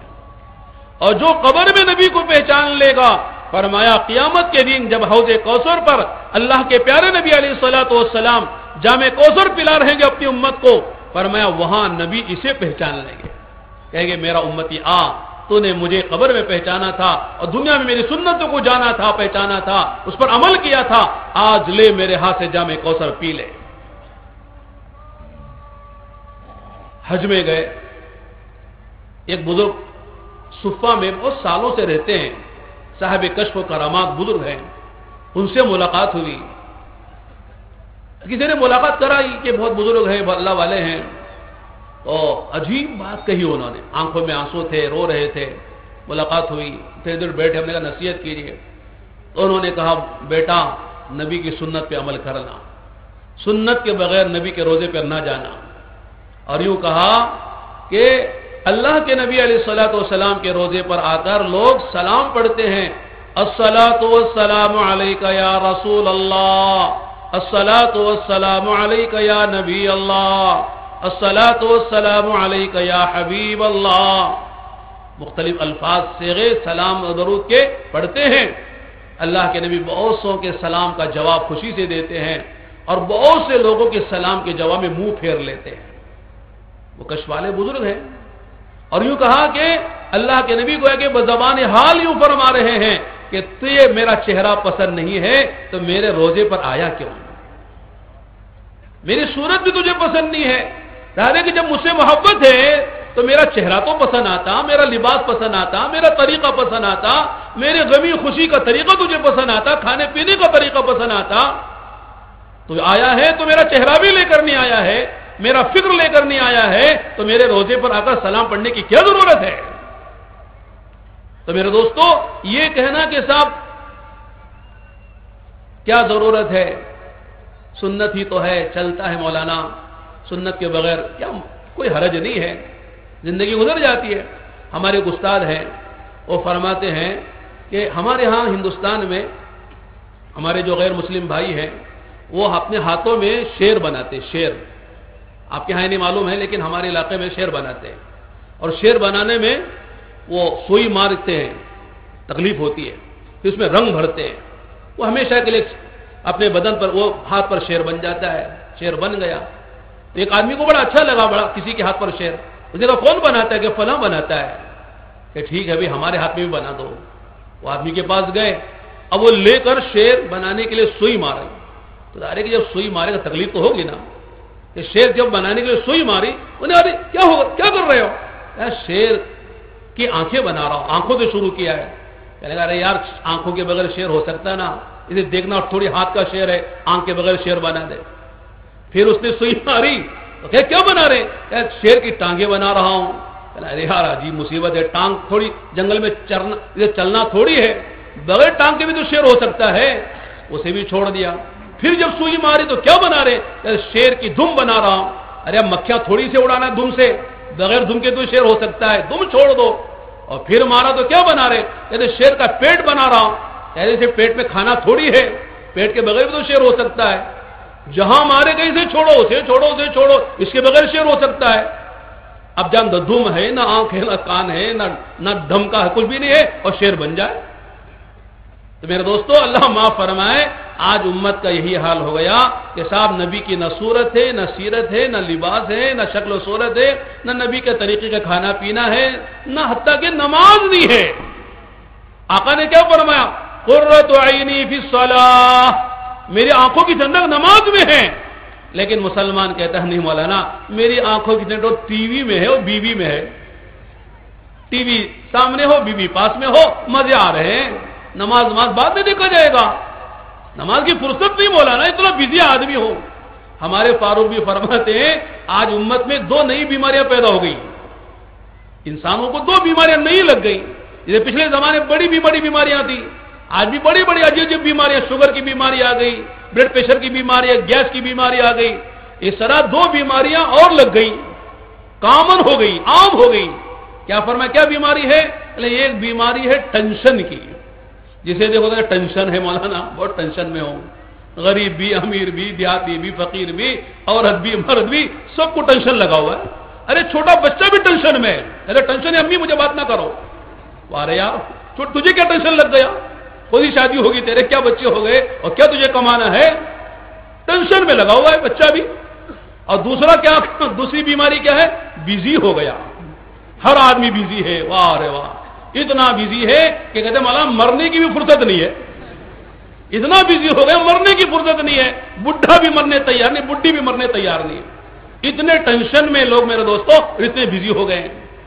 تو لوگ میرے دوستوں اللہ معاف فرمائے کہ ایسے دنیا کے پیچھے بھاگ رہے ہیں, جتنا دنیا کے پیچھے آدمی بھاگ رہا ہے اتنا ٹینشن میں لگ گیا, اتنا بزی ہو گیا, حالات کا شکار ہوتا چلا جا رہا ہے, پریشان ہوتا چلا جا رہا ہے, سکون نہیں مل رہا ہے. نماز کی فرصت نہیں ہے. اللہ کا احسان ہے ہمارے یہاں نماز کا اہتمام کسی درجے میں ہے. ذرا ملکوں میں جاؤ, حال معلوم ہوگا. شاید گزشتہ سال بھی میں نے آپ حضرات کو سنایا تھا کہ ہماری جماعت ساؤتھ امریکہ میں گئی تھی. ہمارے ڈاکٹر صاحب بھی اس میں تھے. پاناما, کولمبیا, وینزویلا, 3-4 ملکوں میں جماعت گئی. تو کولمبیا میں ہماری جماعت گئی. کل جمعرات, آج جمعرات میں پہنچے بارنکیا شہر میں, اور کل جو ہے جمعے کی نماز پڑھنی تھی. ہم نے پوچھا کہ کیف ترتیب صلاۃ الجمعہ عندکم, کہ جمعے کی نماز کی کیا ترتیب ہے آپ کے ہاں؟ انہوں نے کہا یا شیخ واللہ سامحنا یا للاسف نحن یوم الجمعہ لا نصلی صلاۃ الجمعہ بل نصلی صلاۃ الظہر. کہنے لگے معاف کرنا, اور افسوس بھی ہے ہم کو کہ ہم جمعے کے دن جمعے کی نماز نہیں پڑھتے, ظہر کی نماز پڑھ لیتے ہیں. ہمیں کہا ظہر کی نماز کیوں پڑھتے بھائی؟ لماذا, کیوں پڑھتے ہو؟ هذا مدینہ کبیرہ حول هذا المصلی مشى بیوت المسلمین انتم العرب ودکاکینکم وتجارتکم, تمہاری تجارت ہے, دکانیں ہیں, ماشاءاللہ بڑا مسلح ہے اور شہر ہے, کوئی دیہات گاؤں تو ہے نہیں, جمعہ پڑھنا چاہیے. تو انہوں نے کہا یا شیخ واللہ لیس فینا احد من یعرف ان یصلی بنا صلاۃ الجمعہ ویخطب لنا خطبۃ الجمعہ. ہمیں کوئی آدمی ایسا نہیں ہے جو جمعے کا خطبہ دے کے جمعے کی نماز پڑھا سکے, جانتا ہی نہیں ہے. پھر انہوں نے کہا کہ اگر آپ میں سے کوئی پڑھا دے تو ہم پیچھے پڑھ لیں گے. اب ظاہر ہے کہ بیمار کو کیا چاہیے؟ دوا. بھوکے کو چاہیے 2 روٹی. ہم نے کہا بہت اچھی بات ہے, موقع ملا, جمعے کے عنوان سے بات بھی کر لیں گے اور نماز بھی پڑھ لیں گے. چنانچہ جمعے کا خطبہ اور نماز ہوئی. ہم میں سے ایک ساتھی نے, اس کے بعد ایک بڑے میاں 70 سال کے قریب تھے, وہ کھڑے ہو گئے, آنکھوں میں آنسو تھے, عجیب کیفیت تھی ان کی.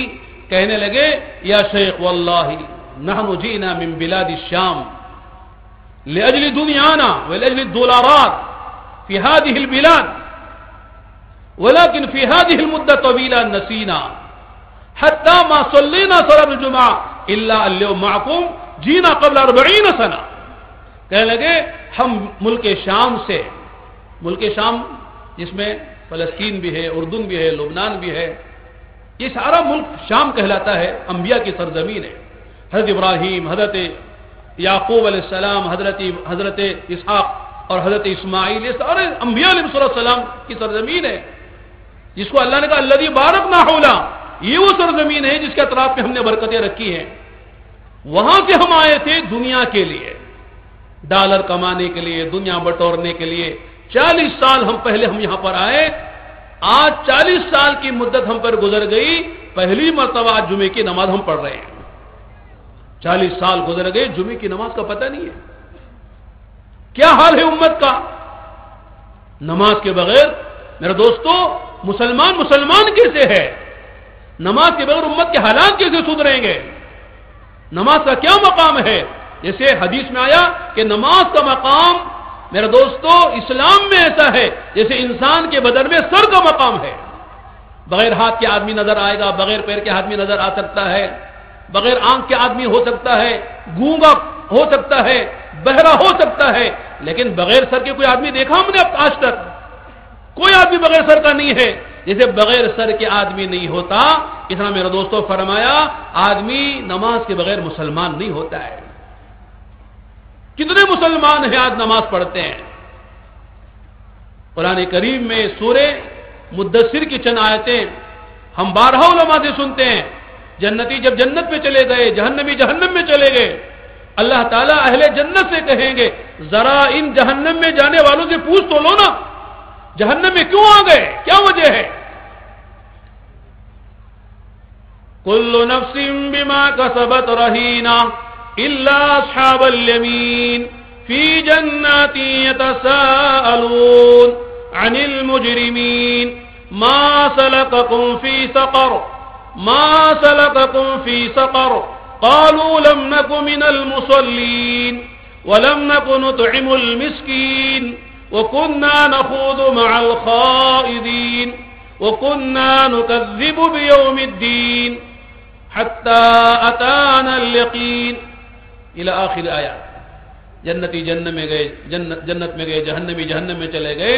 اللہ تعالیٰ کی طرف سے اجازت ہوگی کہ پوچھو ذرا ما سلککم فی سقر اے ما دخلکم فی نار جہنم، ما هو السبب لدخولکم فی نار جہنم، لماذا اتیتم فی النار وما الذی ادخلکم فی نار جہنم.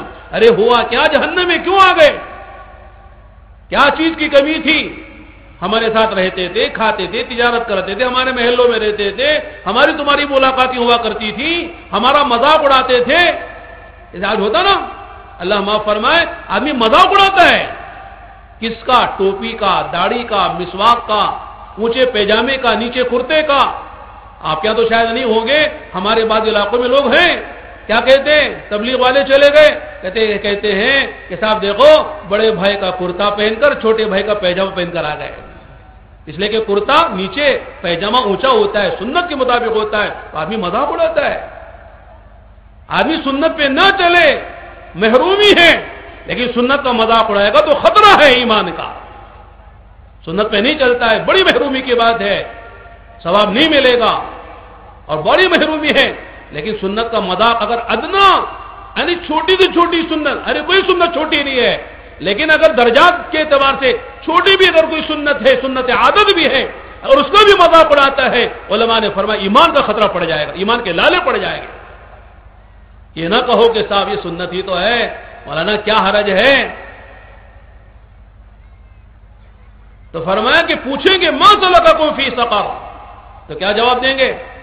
4 باتیں کہیں گے. ان 4 میں سے پہلی جو بات کہیں گے قالوا لم نک من المصلین، کہیں گے بھائی کیا بتائیں، تم نمازی تھے، ہم بے نمازی تھے، تمہاری نمازوں نے تمہیں جنت میں پہنچا دیا، اور ہمارا بے نمازی ہونا ہمیں جہنم میں آنے کا سبب بن گیا. دن میں 5 مرتبہ مؤذن اذان دیتا تھا، حی علی الصلاح حی علی الفلاح، آؤ نماز کے لیے، آؤ کامیابی کے لیے. لیکن مسئلہ کیا تھا؟ یقین بنا نہیں تھا، اس لیے نماز پر نہیں آئے. نظر آتا تھا کاروبار سے زندگی ہو رہی ہے، ملازمت سے زندگی چل رہی ہے، اور دنیا کی چیزوں سے ہم پل رہے ہیں. اس سے بننے کا یقین ہمارے دلوں میں تھا، اللہ سے پلنے کا یقین ہمارے دلوں میں نہیں تھا کہ اللہ پالنہار ہیں، اللہ رازق ہیں. اس لیے دکان چھوڑ کے مسجد میں نہیں آ سکے. اور تمہارا یقین بنا ہوا تھا، ادھر اذان سنی، فوراً دکانوں کے شٹر گرائے، دروازے بند کیے، اور لبیک کہتے ہوئے مسجد میں آ گئے اور دعا مانگتے تھے، اے اللہ تیرا منادی بلا رہا ہے، ہم نہیں جا سکتے، اللہ توفیق دے تیرے گھر میں جانے کی، نماز پڑھنے کی. اور توفیق تم کو مل جاتی تو اللہ کے گھر میں آتے تھے، نماز پڑھتے تھے. لیکن ہم نے نماز نہیں پڑھی. دن میں 5 مرتبہ اذان ہوتی تھی، مائکرو اور لوڈ اسپیکر سے نماز اذان ہوتی تھی. مؤذن بلاتا تو ہمارے کان میں آواز گونجتی تھی، لیکن ہمارے کانوں پہ جو نہیں رینگتی تھی، ہم مسجد میں نہیں آ سکے. فجر کے وقت میں مؤذن کہتا تھا الصلاۃ خیر من النوم، لیکن ہم نے کیا کہا؟ زبان سے تو نہیں کہا، لیکن عمل سے کہا النوم خیر من الصلاۃ. کہ مؤذن صاحب تم کہہ رہے ہو کہ نماز نیند سے بہتر ہے، لیکن میں عمل سے بتا رہا ہوں کہ نیند نماز سے بہتر ہے. نیند میں مزہ آ رہا ہے. دیکھو خاص طور سے سردیوں کے دنوں میں آدمی کو سونے میں لحاف اوڑھ کر بڑا مزہ آتا ہے.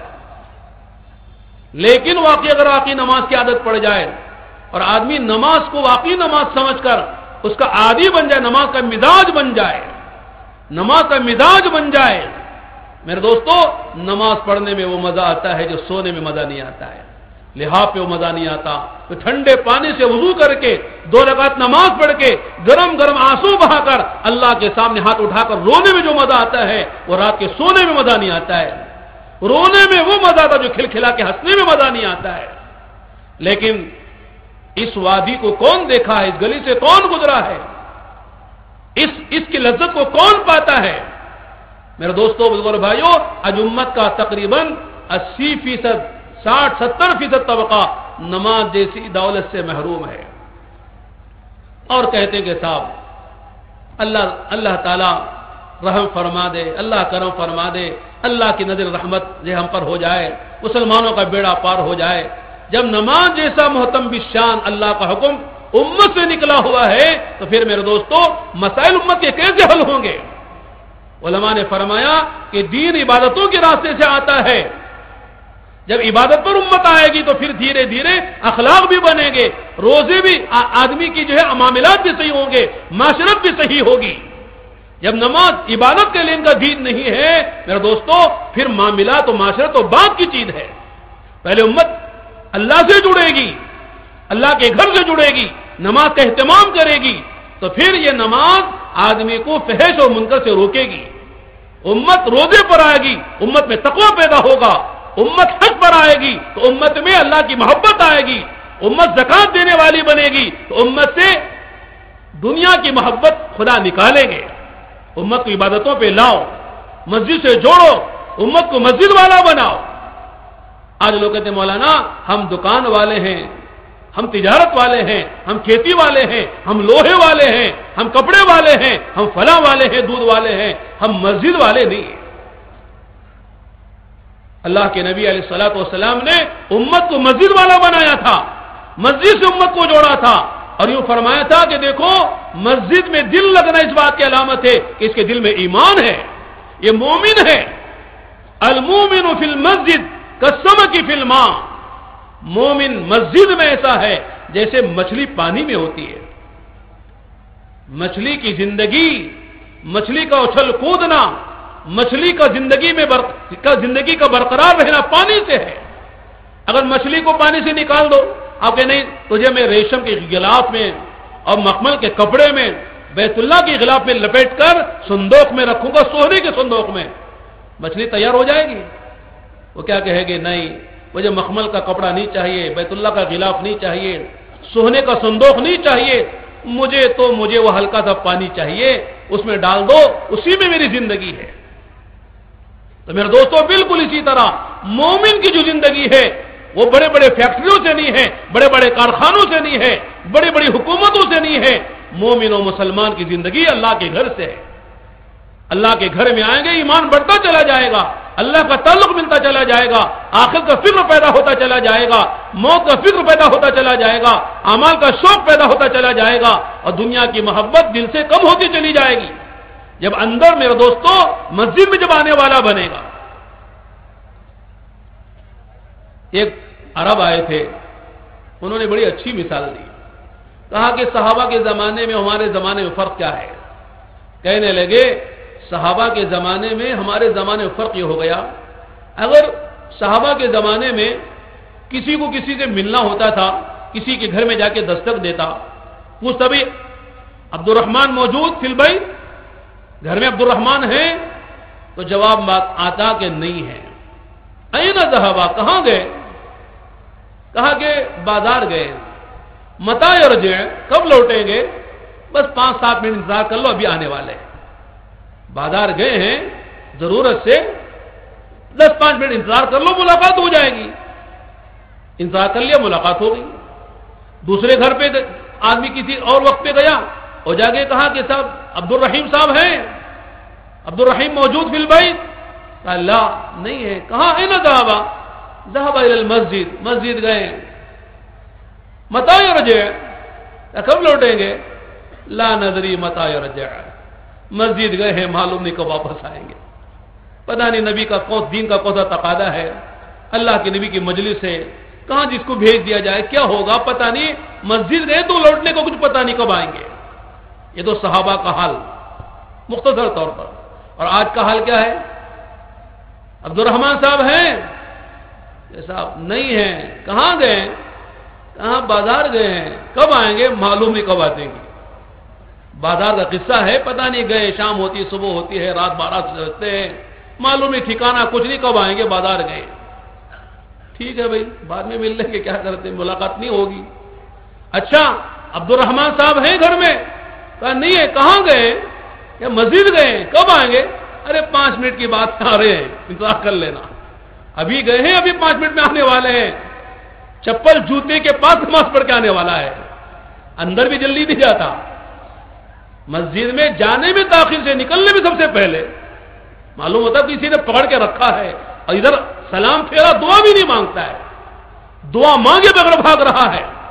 فرض نمازوں کے بعد دعا قبول ہوتی ہے، سنتیں پڑھنا چاہیے. یہ الگ بات ہے کہ اگر سنتیں پڑھنے کا رواج آپ کے گھر میں ہے اور آپ گھر میں سنت پڑھنے کے پابند ہیں تو اچھی بات ہے، گھر میں جا کے سنتیں نفلیں پڑھو. لیکن وہاں جانے کے بعد تو پتہ ہی نہیں ہے. اس لیے مسجد میں سنتیں پڑھ کے جاؤ، مسجد میں دعا مانگ کر جاؤ، زیادہ سے زیادہ مسجد میں گزارو، مسجد میں جلدی سے آیا کرو اور دیر سے جایا کرو. یہ مومن کی پہچان بتائی ہے کہ مومن مسجد میں جلدی آتا ہے، مومن کا مسجد میں جی لگتا ہے، وہاں کے اعمال میں وہ شریک ہوتا ہے. صرف نماز پڑھ کے بھاگ نہیں جاتا ہے، تعلیم ہو رہی اس میں بیٹھ رہا ہے، مذاکرہ ہو رہا اس میں بیٹھ رہا ہے، بیان ہو رہا اس میں بیٹھ رہا ہے، لوگوں کو سمجھا رہا ہے، ملاقاتیں ہو رہی ہیں. مسجد میں زیادہ وقت اس کا گزرتا ہے. اور فرمایا اس کے برخلاف منافق کی کیا بتائی بات؟ فرمایا المنافق فی المسجد کالطیر فی القفص. منافق مسجد میں ایسا ہے جیسے پرندہ پنجڑے میں. القفص قفص ولو کان من ذهب، عربی میں مثل ہے، پنجڑا ہے، چاہے سونے کا بنا دو وہ تو پنجڑا ہے. لہذا اگر پرندے کو، طوطے مینے کو سونے کے پنجڑے میں بند کرو، کیا راضی ہو جائے گا؟ وہ بھاگنے کی فکر کرے گا. مسجد نبوی میں اس زمانے میں بھی منافقین کا دل نہیں لگتا تھا، پر میں آج بھی دل نہیں. آج چلے جاؤ مسجد نبوی میں، جو اندر چلا گیا واقعی جنت کا مزہ آتا ہے. کیا خوبصورت مسجد ہے، کیا کیا مقدس چیزیں وہاں پر ہیں. اندر چلا گیا تو باہر نکلنے کو نہیں چاہتا. ایسی مسجد میں فرمایا منافق کا جی نہیں لگتا ہے. تو مسجد میں جی کا لگنا میرے دوستو یہ علامت ایمان کی ہے، اور مسجد میں جی کا نہ لگنا یہ ایمان کے کمزور ہونے کی علامت ہے.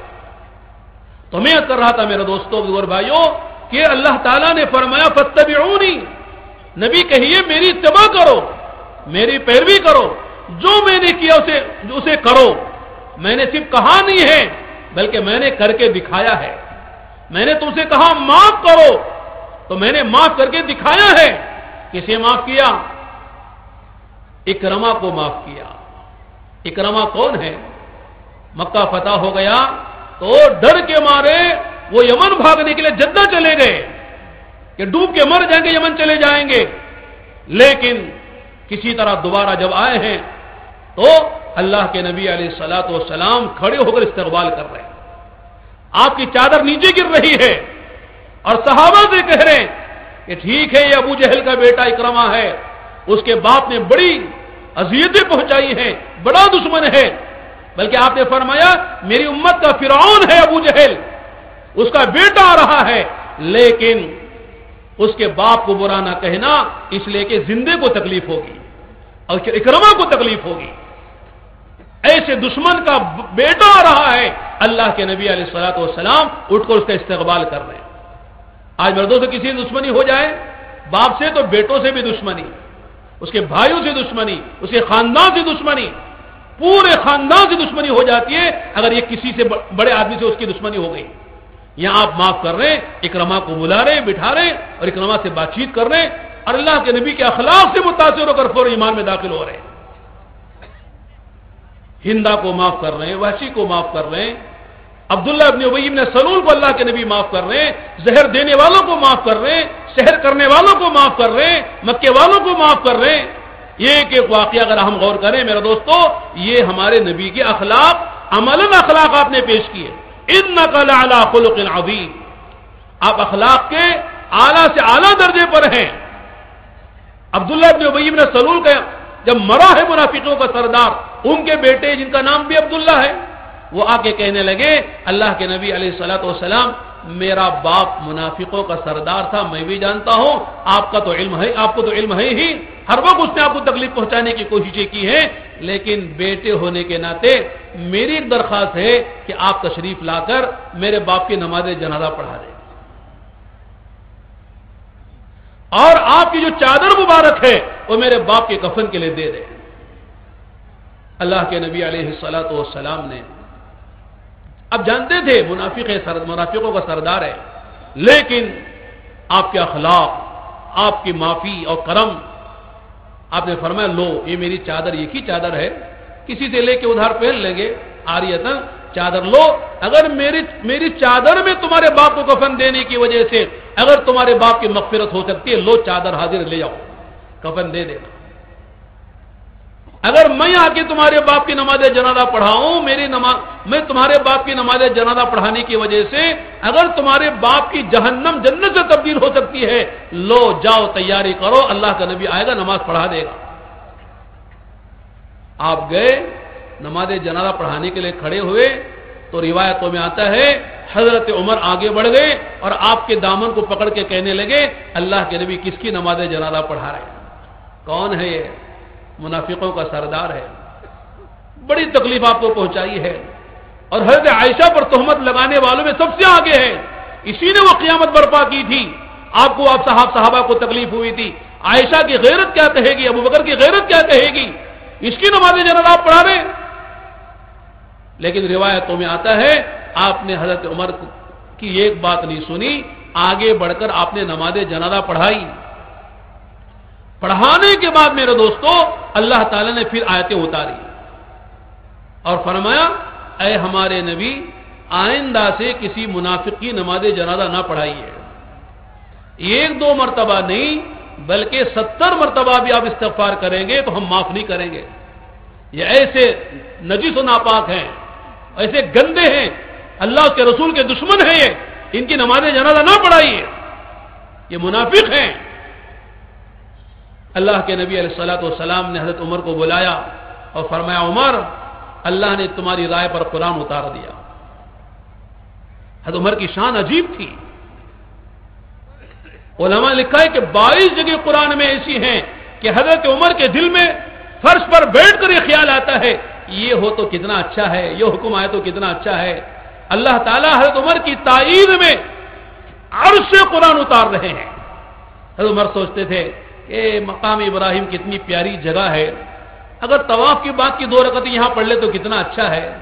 اللہ نے آیت اتاری وَاتَّخِذُوا مِن مَّقَامِ إِبْرَاهِيمَ مُصَلًّى، مقام ابراہیم کو نماز پڑھنے کی جگہ بنا لو۔ عمر کے دل میں خیال آیا، عمر نے سوچا، حضرت عمر رضی اللہ عنہ نے، یہ شراب ہے، یہ جوا ہے، بڑی گندی چیزیں ہیں، اسے پینے کے بعد آدمی بے عقل ہو جاتا ہے اور کیا کیا بولنا پتہ نہیں ہوتا ہے، اور یہ جوا ہے، کتنی گندی چیزیں ہیں، یہ حرام ہو تو کتنا اچھا ہے۔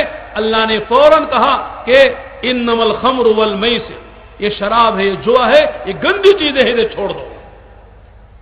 حضرت عمر کے دل میں خیال آتا ہے کہ ازواج مطہرات سے، صحابیات سے، بنات رسول اللہ سے بات کرنے والے بے پردہ، یہ منافق بھی ہیں، اچھے بھی ہیں، برے بھی ہیں، مومن بھی ہیں، پردہ ہو تو کتنا اچھا ہو جائے گا۔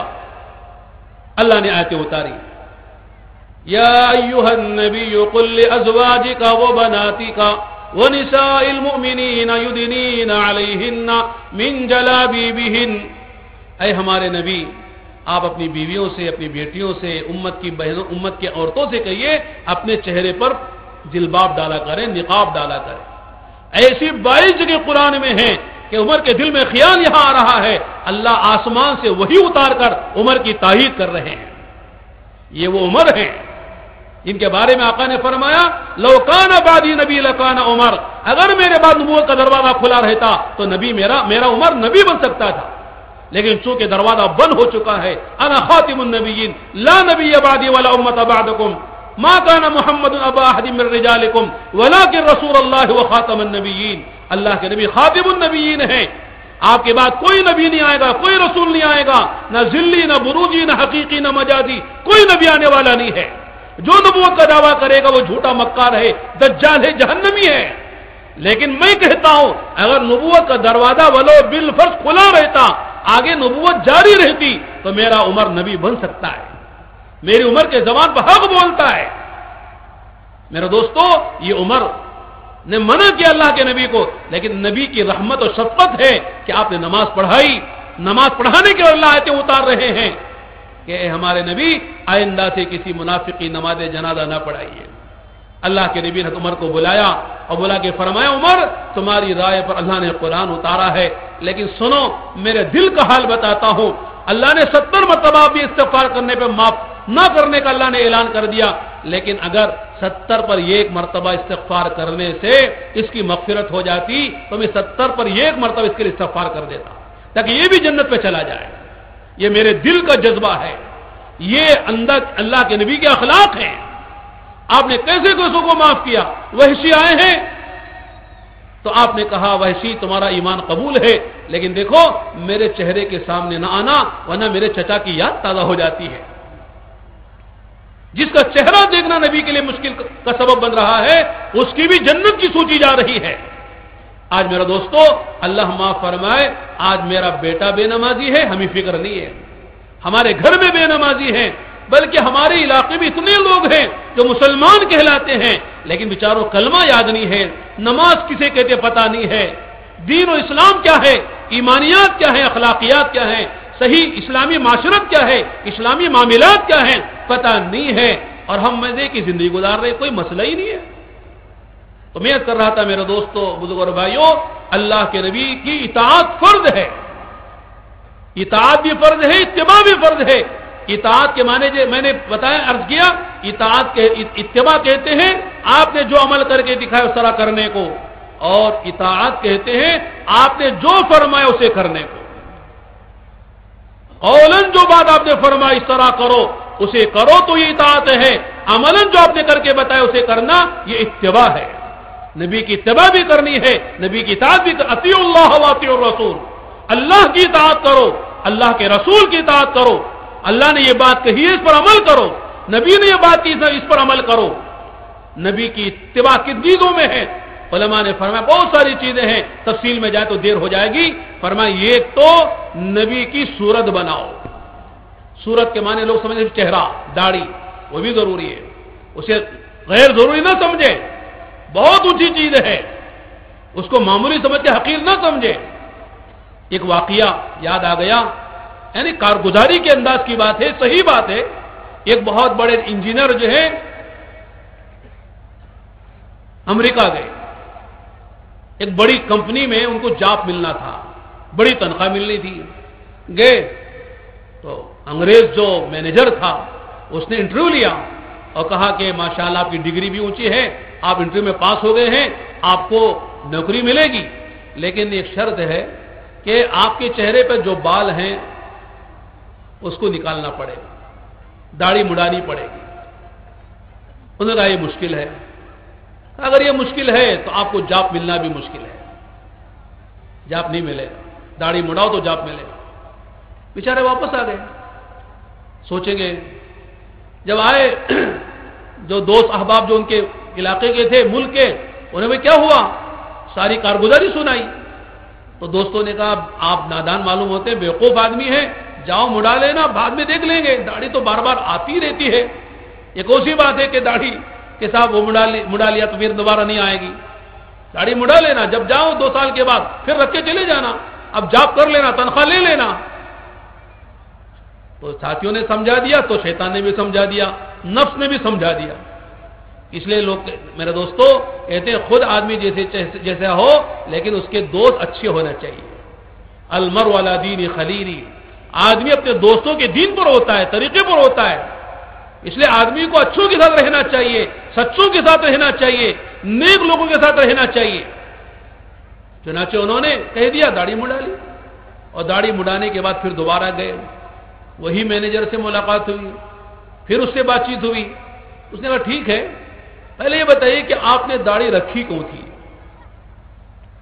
انگریز جو ہے بڑے چالاک ہوتے ہیں، انہوں نے کہا کہ صاحب یہ چونکہ ہمارے نبی کی سنت ہے، ہمارے نبی کا طریقہ ہے، اس لیے ہم نے رکھی تھی، اور رکھنا ہمارے یہاں ضروری ہے، اور جو نہ رکھے وہ فاسق کہلاتا ہے، اس کے پیچھے امامت بھی جو ہے صحیح نہیں ہے، اسے امام بنانا بھی صحیح نہیں ہے، نماز مکروہ تحریمی ہو جاتی ہے۔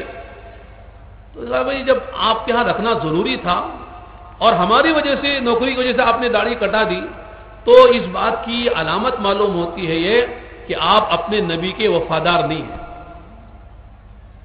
اور جو آدمی اپنے نبی کا وفادار نہیں ہے تو ہمارا وفادار کیسے ہوگا؟ اس لیے آپ کو نوکری نہیں ملے گی، جائیے۔ اس کو کہتے ہیں خسرت دنیا والآخرہ، کہ دنیا کا بھی نقصان کیا، آخرت کا بھی نقصان کیا۔ تو میرے دوستوں اور بھائیوں، نبی کی صورت کے معنی ہے کہ جو کچھ ظاہر میں نبی نے کیا ہے، جیسے لباس پہنا، جیسے کھانا کھایا، جیسے آپ نے خوشی منائی، غم منایا، جیسے آپ نے سفر حضر میں زندگی گزاری، جیسے آپ کی شکل و صورت تھی، جو چیزیں آپ کو پسند تھی، یہ ساری چیزوں کو اپنانا، یہ صورت کو اپنانا ہے۔ ہر چیز کو دیکھو میرے آقا کا کیا طریقہ ہے، اس لیے فرمایا اللہ تک پہنچنے کے جتنے راستے ہیں اللہ نے سارے راستے بند کر دیے، ایک راستہ کھلا ہوا ہے، وہ محمد رسول اللہ صلی اللہ علیہ وسلم کا راستہ ہے۔ جو کرو گے نبی کے طریقے پر انشاءاللہ، وہ تمہارا اگرچہ عمل تمہاری حاجت کو پورا کرنے کا عمل ہے، تمہاری ضرورت کو پورا کرنے کا عمل ہے، اور دنیا کا عمل نظر آتا ہے، لیکن اس پر تم کو ثواب ملے گا، عبادت کا ثواب ملے گا۔ آدمی 6 گھنٹے 8 گھنٹے سوتا ہے، ساری دنیا میں سارے لوگ سوتے ہیں، ایمان والا بھی سوتا ہے، غیر ایمان والا بھی سوتا ہے، جانور بھی سوتا ہے، لیکن اگر آدمی سنت طریقے پر سوئے، 4 قل پڑھ لے، آیت الکرسی پڑھ لے، تسبیح فاطمہ پڑھ لے، وضو کر کے دہنی کروڑ پر سو جائے، فجر کی یا تہجد کی نیت سے سو جائے، تو 6 گھنٹے سوئے گا تو عبادت کا ثواب ملے گا۔ یوں سو گیا، نہ وضو کیا، نہ قل پڑھے، نہ آیت الکرسی پڑھی، نہ تسبیح فاطمہ پڑھی، جیسے اور لوگ سو جاتے ہیں ایسا جا کے سو گیا، نیند پوری ہو جائے گی لیکن 6 گھنٹے عبادت کا ثواب نہیں ملے گا۔ لیکن تھوڑا سا عمل، 15-20 منٹ کی بات ہے، وضو کرنے 2 منٹ لگتے ہیں، 4 قل پڑھنے 5 منٹ لگتے ہیں، آیت الکرسی پڑھنے 2 منٹ لگتے ہیں، آدمی نیت کر کے اور دعا پڑھ کے سو جائے، اللہم بسمک اموت واحیا، معمولی مسئلہ ہے 15-20 منٹ کا، تو 6-7 گھنٹے سوتا ہے تو عبادت کا ثواب ملے گا۔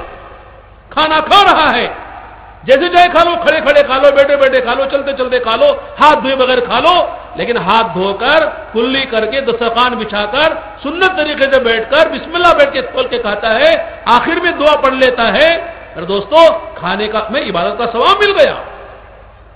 جو آدمی عمل کر رہا ہے اس میں نبی کی سنت کو دیکھے میرے آقا کا کیا طریقہ ہے۔ مسلمان ظاہر ہوتا ہے، مسلمان یہ ہے کہ نبی کا غلام جا رہا ہے، نبی کا امتی جا رہا ہے، نبی کے طر پر زندگی گزارنے والا جا رہا ہے۔ تو تو ایک کو صورت بنا ہر چیز میں، کاروبار نبی کے طریقے پہ کرو، دھوکہ نہ دو، مال میں ملاوٹ نہ کرو، خیانت نہ کرو، ڈنڈی نہ مارو، جھوٹ نہ بولو، کاروبار بیٹھ کے کر رہے تب لاکھوں کروڑوں کا کاروبار کر رہے ہو، کل قیامت کے میدان میں انبیاء صدیقین شہداء کے ساتھ حشر ہو جائے گا۔ التاجر الصدوق الامین مع الانبیاء والصدیقین والشہداء، جس تاجر کے اندر دو صفتیں ہو، صداقت ہو، امانت ہو، فرمایا کل قیامت کے میدان میں انبیاء صدیقین شہداء کے ساتھ اس کا حشر ہوگا۔ حکومت کر رہے ہو، عدل انصاف کے حکومت کر رہے ہو، کل قیامت کے میدان میں عرش کا سایہ ملے گا۔ نوجوان زندگی گزار رہا ہے لیکن اللہ کے خوف و خشیے کے ساتھ، عبادت کے ساتھ زندگی گزار رہا ہے، یہ نوجوان قیامت کے میدان میں اللہ کے عرش کے سائے میں رہے گا۔ جہاں ہے جس حال میں نبی کی سنت کو دیکھو، نبی کے طریقے کو دیکھو۔ ایک تو یہ، دوسری فرمایا سیرت اپناؤ۔ ماشاءاللہ اب سیرت کے جلسے آپ کے پتہ نہیں ہوتے کہ نہیں ہوتے، ہمارے یہاں گلی گلی ہوتے ہیں، ہر محلے میں سیرت کا جلسہ ہو رہا ہے، نبی کی ماشاءاللہ تعریف کی جا رہی ہے، ہمارے نبی ایسے تھے، نعتیں پڑھی جا رہی ہیں، ماشاءاللہ سلام پڑھا جا رہا ہے، جھوما جا رہا ہے، انگوٹھے چومے جا رہے ہیں۔ منع نہیں ہے، جو چاہے کرو، لیکن صرف اتنا کافی نہیں ہے کہ نبی کی سیرت کو بیان کرے خوش ہو جاؤ، سال میں ایک مرتبہ جلسہ کر لیا اور خوش ہو گئے، ماشاءاللہ ہم نے نبی کا حق ادا کر دیا۔ میرے دوستوں، نبی کی سیرت کو اپناؤ۔ کیا سیرت ہے؟ نبی کا ایمان دیکھو، نبی کا تقوی دیکھو، نبی کا صبر دیکھو، نبی کا شکر دیکھو، نبی کا عفو اور معاف کرنے کا والی صفت دیکھو، جو نبی کی صفات ہے اسے دیکھو۔ اللہ کے نبی کا ایمان کیسے تھا، تقوی کیسے تھا، توکل کیسے تھا، صفت احسان کیسے تھی، صفت صبر و شکر کیسے تھی، اللہ کے نبی کے اخلاق کیسے تھے، اسے اپناؤ۔ اس لیے کہ میرے دوستو، اصل دین کا جو تعارف ہوتا ہے، اسلام کا جو تعارف ہوتا ہے، وہ نمازوں، روزوں اور حج و زکات سے نہیں ہوتا ہے۔ ظاہر ہے کہ ہماری نمازیں ہماری مسجدوں میں ہوتی ہیں، ہمارا روزہ ہمارے پیٹوں میں ہوتا ہے، ہمارا حج وہاں ہوتا ہے جہاں کوئی غیر مسلم بیچارہ جا نہیں سکتا ہے، ہماری زکات ہمارے غریبوں میں تقسیم ہو جاتی ہے۔ ارکان اسلام سے اسلام کا تعارف نہیں ہوتا ہے، اسلام کا تعارف اخلاق سے ہوتا ہے، معاملات سے ہوتا ہے، معاشرت سے ہوتا ہے۔ غیر جانتے ہیں مسلمان دھوکہ نہیں دیتا ہے، مسلمان کسی کا مال نہیں کھاتا ہے، مسلمان امن کے ساتھ جیتا ہے، امن کے ساتھ رہتا ہے، اس کے ہاتھ سے، اس کی زبان سے کسی کو تکلیف نہیں ہوتی ہے۔ المسلم من سلم المسلمون من لسانه ويده، مسلمان وہ ہے جس کے ہاتھ سے، جس کی زبان سے کسی کو تکلیف نہیں پہنچتی ہے۔ تو آدمی نبی کے اخلاق کو اپنائے، سیرت کو اپنائے۔ اب سیرت کا پہلو بڑا لمبا ہے، بڑا وسیع پہلو ہے، اسے کھولیں گے تو میرے دوستو دن دن گزر جائیں گے، مہینے مہینے گزر جائیں گے، لیکن نبی کی سیرت کو بیان کوئی نہیں کر سکتا ہے۔ لیکن آدمی جس شعبے میں ہے، جس وقت جو حال آ رہا ہے، اس وقت نبی کی سیرت کو دیکھے، یہاں نبی نے کیا کیا، کہ ڈر لگ رہا ہے تو دیکھو نبی نے اللہ پر اعتماد کیسے کیا، کہیں آدمی پر حالات آ رہے ہیں نبی نے صبر کیسے کیا، کہیں آدمی کوئی ظلم کر رہا ہے تو نبی نے کیسے معاف کیا۔ تو حالات پر آدمی نبی کی سیرت کو اپنائے۔ اور آگے والی بات میرے دوستو، وہ ہے نبی کا سریرہ۔ تبلیغ و دعوت کی محنت کا خلاصہ کیا ہے کہ نبی کی صورت بناؤ، نبی کی سیرت بناؤ، نبی کا سریرہ اپناؤ۔ سریرہ کے کیا معنی ہیں؟ سریرہ کے معنی ہے نبی کے سینے کا غم، نبی کے سینے کا درد، نبی کے سینے کا فکر، نبی کے جو جذبات ہیں وہ اپنے اندر پیدا کرو۔ کیا ہے نبی کا جذبہ؟ نبی کا جذبہ یہ نہیں تھا کہ میری بیٹی کی شادی کیسے ہو جائے، میرے بیٹے کا گھر کیسے بن جائے، میرے بیٹے کی ڈگریاں کیسے مل جائیں، میری تجارت کیسے چمک جائے، میں فلاں بیماری ہے، بیماری سے مجھے صحت کیسے مل جائے۔ بلکہ آپ کا جو فکر تھا یہ تھا کہ دنیا کا کوئی انسان بغیر ایمان کے، بغیر کلمہ نماز کے مر کر جہنم میں نہ چلا جائے، ہر ایک ایمانی زندگی گزارے، ایمانی موت آئے اور اللہ کی رضا پا کر جنت میں جانے والا کیسے بن جائے۔ یہی آپ کا فکر تھا، یہی آپ کا درد تھا۔ اسی لیے آپ راتوں کو روتے تھے، اسی لیے خدا کے سامنے دعا مانگتے تھے، اسی لیے نبی پر حالات آئے۔ جتنے حالات میرے دوستو اللہ کے نبی علیہ الصلوۃ والسلام پر آئے ہیں وہ اسی لیے آئے ہیں کہ امت کا بیڑا کیسے پار ہو جائے۔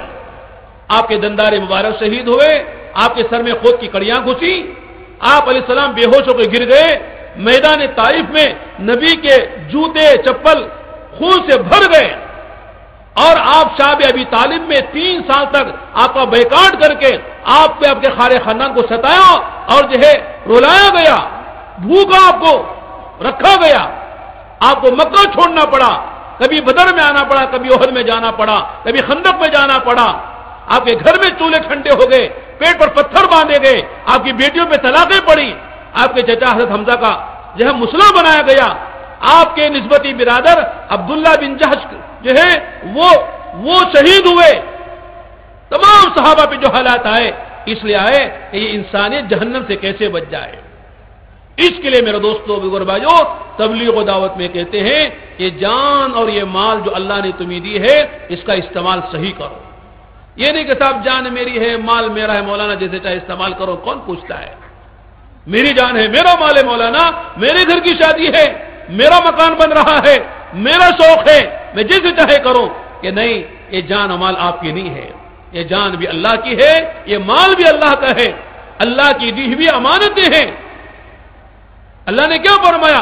ان اللہ اشترى من المؤمنین انفسهم واموالهم بان لهم الجنہ، بے شک ایمان والوں کی جان و مال کا سودا اللہ نے جنت کے بدلے میں کر لیا ہے۔ نہ جانے تمہاری نہ مال تمہارا ہے، یہ جان بھی اللہ کی ہے، مال بھی اللہ کا ہے۔ آج میرا دوستو تبلیغ و دعوت کے نام پر اگر کوئی جماعت میں اگر کسی ملک میں چلا جاتا ہے 1 لاکھ روپے خرچ کر کے 80-90 ہزار روپے خرچ کر کے، تو لوگ پوچھتے ہیں پیسہ کہاں سے آ رہا ہے ان کے پاس۔ ہم ایک ملک میں گئے، اس ملک میں ایک بڑے عالم نے ہم سے پوچھا، یا شیخ انتم جئتم من قارۃ آسیہ الى قارۃ السودان الى افریقہ من الذی ينفق علیکم، آپ اپنے ایشیا سے افریقہ میں ہمارے ملک میں آئے ہیں تو آپ کو پیسہ کون دیتا ہے؟ هل عندكم جمعیہ، هل عندكم بیت المال، هل عندكم الاغنیاء والاثریاء هم الذین ينفقون علیکم، آپ کے پاس کوئی جو ہے بڑے بیت المال کا نظام ہے، مالدار لوگ ہیں، یا کوئی اور نظم ہے جو آپ کو پیسہ دے کے بھیجتے ہیں؟ کہاں سے پیسہ آتا ہے؟ تو واقعی بڑا دکھ ہوا۔ ہم نے ان سے کہا بھائی کیا بتائیں، آپ کے علاوہ کہ اور یہ سوال کرتا تو افسوس بھی نہ ہوتا، تعجب بھی نہ ہوتا، آپ عالم دین ہو کر اس طرح کا سوال کرتے ہیں، واقعی افسوس کی بات ہے کہ آپ نے قرآن میں آیتیں نہیں پڑھی کہ اللہ تعالیٰ نے کیا فرمایا کہ ایمان والوں کی جان و مال کا سودا اللہ نے جنت کے بدلے میں کر لیا ہے۔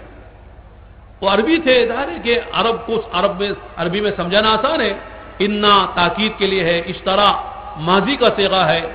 اللہ نے یہ نہیں کہا کہ خریدنے والا ہے، خریدنا چاہتا ہے، یہ خریدنے کا ارادہ رکھتا ہے، بلکہ کر لیا، خرید لیا، کمل بے ہو گئی ہے، اس میں کلام ہی نہیں ہے، اب اس کو فصل بھی نہیں کر سکتے، اللہ نے خرید لیا، تم نے بیچ دیا۔ یہ جان اور مال اللہ کی امانت ہے جو تمہارے پاس رکھی ہوئی ہے، لہذا صاحب امانت امین سے جو کہے کہ جہاں لگانا وہاں لگانا پڑتا ہے، اپنی مرضی سے امانت میں خیانت نہیں کر سکتا۔ اللہ نے جان و مال دی ہے، اللہ جہاں فرمائیں گے وہاں جان لگے گی، اور جہاں کہے گا اللہ فرمائیں گے وہاں مال لگے گا۔ اسی لیے خودکشی کرنا حرام ہے کہ نہیں ہے؟ کہ بھی حرام ہے کہ نہیں ہے؟ حرام ہے۔ آپ کے ساتھ میری جانے میں جیسے چاہے مار دوں، جا کے ریل کی پٹری میں سو جاؤں، زہر کھا کے مر جاؤں، سولی لے کے مر جاؤں، میری جان ہے، مجھے آپ کون پوچھنے والے؟ نہیں، حرام ہے۔ اگر یہ کوئی کرے گا تو قیامت تک اسی طرح مرتا رہے گا، زہر کھا کھا کے مرے گا، ریل کی پٹری میں سو سو کے مرے گا، اس لیے کہ اس نے اللہ کی جان جو امانت تھی اس کو اس نے ضائع کیا ہے۔ اس طرح جیسے جان اللہ کی امانت ہے میرے دوستو، مال بھی اللہ کی امانت ہے۔ یہ مال اور جان کا صحیح استعمال حضرت مولانا عمر صاحب رحمۃ اللہ علیہ فرمایا کرتے تھے، اگر امت اپنی جان و مال کا صحیح استعمال کر لے آج بھی، تو فرمایا امت کے جان اور مال کے صحیح استعمال میں لاکھوں انسانوں کی جنت چھپی ہوئی ہے۔ آج جان و مال کا غلط استعمال ہو رہا ہے، شادی کرو گے تو ماشاءاللہ 20 لاکھ روپے خرچ ہو رہے، 25 لاکھ روپے خرچ ہو رہے۔ ہمارے بنگلور میں یہ صاحب نے منگنی کی اپنی لڑکی کی، صرف منگنی کی ہے، شادی نہیں کی ہے۔ کتنا خرچ ہوا؟ کہا 25 لاکھ روپے خرچ ہوئے۔ صرف منگنی میں 25 لاکھ روپے خرچ ہو رہے، تو شادی میں کتنے ہو جائیں گے؟ تو شادی میں 50 لاکھ روپے، بنگلہ بنا رہا کروڑ روپے کا خرچ کر رہا ہے، لیکن دین کے نام پر کہتے مولانا کیا کرے، پیسہ مشکل سے آتا ہے، تبلیغ کے لیے پیسہ نہیں ہے۔ اللہ کا احسان ہے، اللہ کا کرم ہے، آج امت میں ایسے افراد پیدا ہوئے ہیں اور ہو رہے ہیں، اور آپ دیکھیں گے انشاءاللہ کہ لاکھوں روپے خدا کے نام پر لگانے کے لیے تیار ہیں۔ اللہ کا احسان ہے، آج سے 20 سال پہلے کی بات ہے، ہم نظام الدین میں تھے، وہاں بیرون کی تشکیل ہو رہی تھی، تو ایک میواتی، ایک بڑے میاں میواتی کھڑے ہو گئے، اور کھڑے ہو کر انہوں نے کہا کہ لکھو جی میرا نام، 1 لاکھ روپے خرچ کرنے کو تیار ہوں۔ 20 سال پہلے میوات کا ایک آدمی بڑی عمر کا کہہ رہا ہے 1 لاکھ روپے کی جماعت میں جانے کو تیار ہوں۔ اللہ کے احسان ہے میرے دوستو، تبلیغ و دعوت کی برکت سے آج امت میں دوبارہ وہ صفات پیدا ہو رہی ہیں، اور لوگ ماشاءاللہ اپنی شادیاں ہیں، اپنی سواریاں ہیں، اپنے مکانات ہیں، اپنا کھانا پینا پہننا ہے، سادہ کر رہے ہیں، اور امت کی دی ہوئی جان و مال کو خدا کے راستے میں لگا کر امریکہ بھی جا رہے، آسٹریلیا بھی جا رہے، یورپ بھی جا رہے، دنیا میں جا پھر کر دین کی محنت کر رہے ہیں، اور انسانوں کو جہنم سے بچانے کی فکر کر رہے ہیں، اور اللہ تعالیٰ ان کو کم بھی نہیں کرتے۔ جو اللہ کے نام پر دے گا، اللہ کی ذات بڑی غیور ہے، اللہ کم نہیں کرتے۔ میں مثال دیتا ہوں، ہمارے یہاں رواج ہوتا ہے، ایک پڑوس میں کوئی اچھی چیز بنتی ہے تو عورت، جو اچھی عورتیں ہوتی ہیں پڑوس کا خیال کرتی ہیں، تو کٹورے میں، برتن میں میٹھا پک گیا یا کوئی بھی اچھی چیز پکی ہے، سالن اچھا پک گیا تو پڑوس کے گھر میں بیچتی ہیں۔ تو پڑوس والی عورت کیا کہتی ہے؟ بیٹا کٹورا رکھ کر جانا، برتن رکھ کر جانا۔ کیا مطلب ہے؟ کہ سالن کے ساتھ کٹورا بھی کھا لیں گے، برتن بھی کھا لیں گے۔ کیا مطلب ہے؟ بھئی رکھ کے جانا، جب ہمارے گھر میں پکے گا تو ہم بھی بھر کر واپس کریں گے۔ خالی کٹورا واپس کرتے ہوئے شرم آتی ہے۔ ایک پڑوسن کا برتن خالی بھیجتے ہوئے اسے شرم آتی ہے، تو کیا میرے دوستو ہم اللہ کے نام پر لگائیں گے؟ اللہ تعالیٰ کو شرم نہیں آئے گی میرے بندے میرے نام پر لگائیں، میرے بندوں کو بھی کیسے خالی کر دو؟ اللہ کی قسم، اللہ آج تک کوئی ایک آدمی ایسا آپ کو نہیں ملے گا جو اس نے آ کے کہا ہو مولانا میں جماعت میں گیا تھا اس لیے فقیر ہو گیا، مولانا میں 4 مہینے خدا کے راستے میں نکلا تھا اس لیے میں جو ہے فقیر ہو گیا۔ ایسے تو ملیں گے، وہاں شادی کر کے فقیر ہو گیا، گھر بنا کے فقیر ہو گیا، مقدمہ لڑ کے فقیر ہو گیا، ایسے تو فقیر ملیں گے، لیکن اللہ کے راستے میں کوئی گیا ہو اور فقیر ہو گیا ہو، اللہ کی قسم کوئی آدمی ایسا نہیں ملے گا۔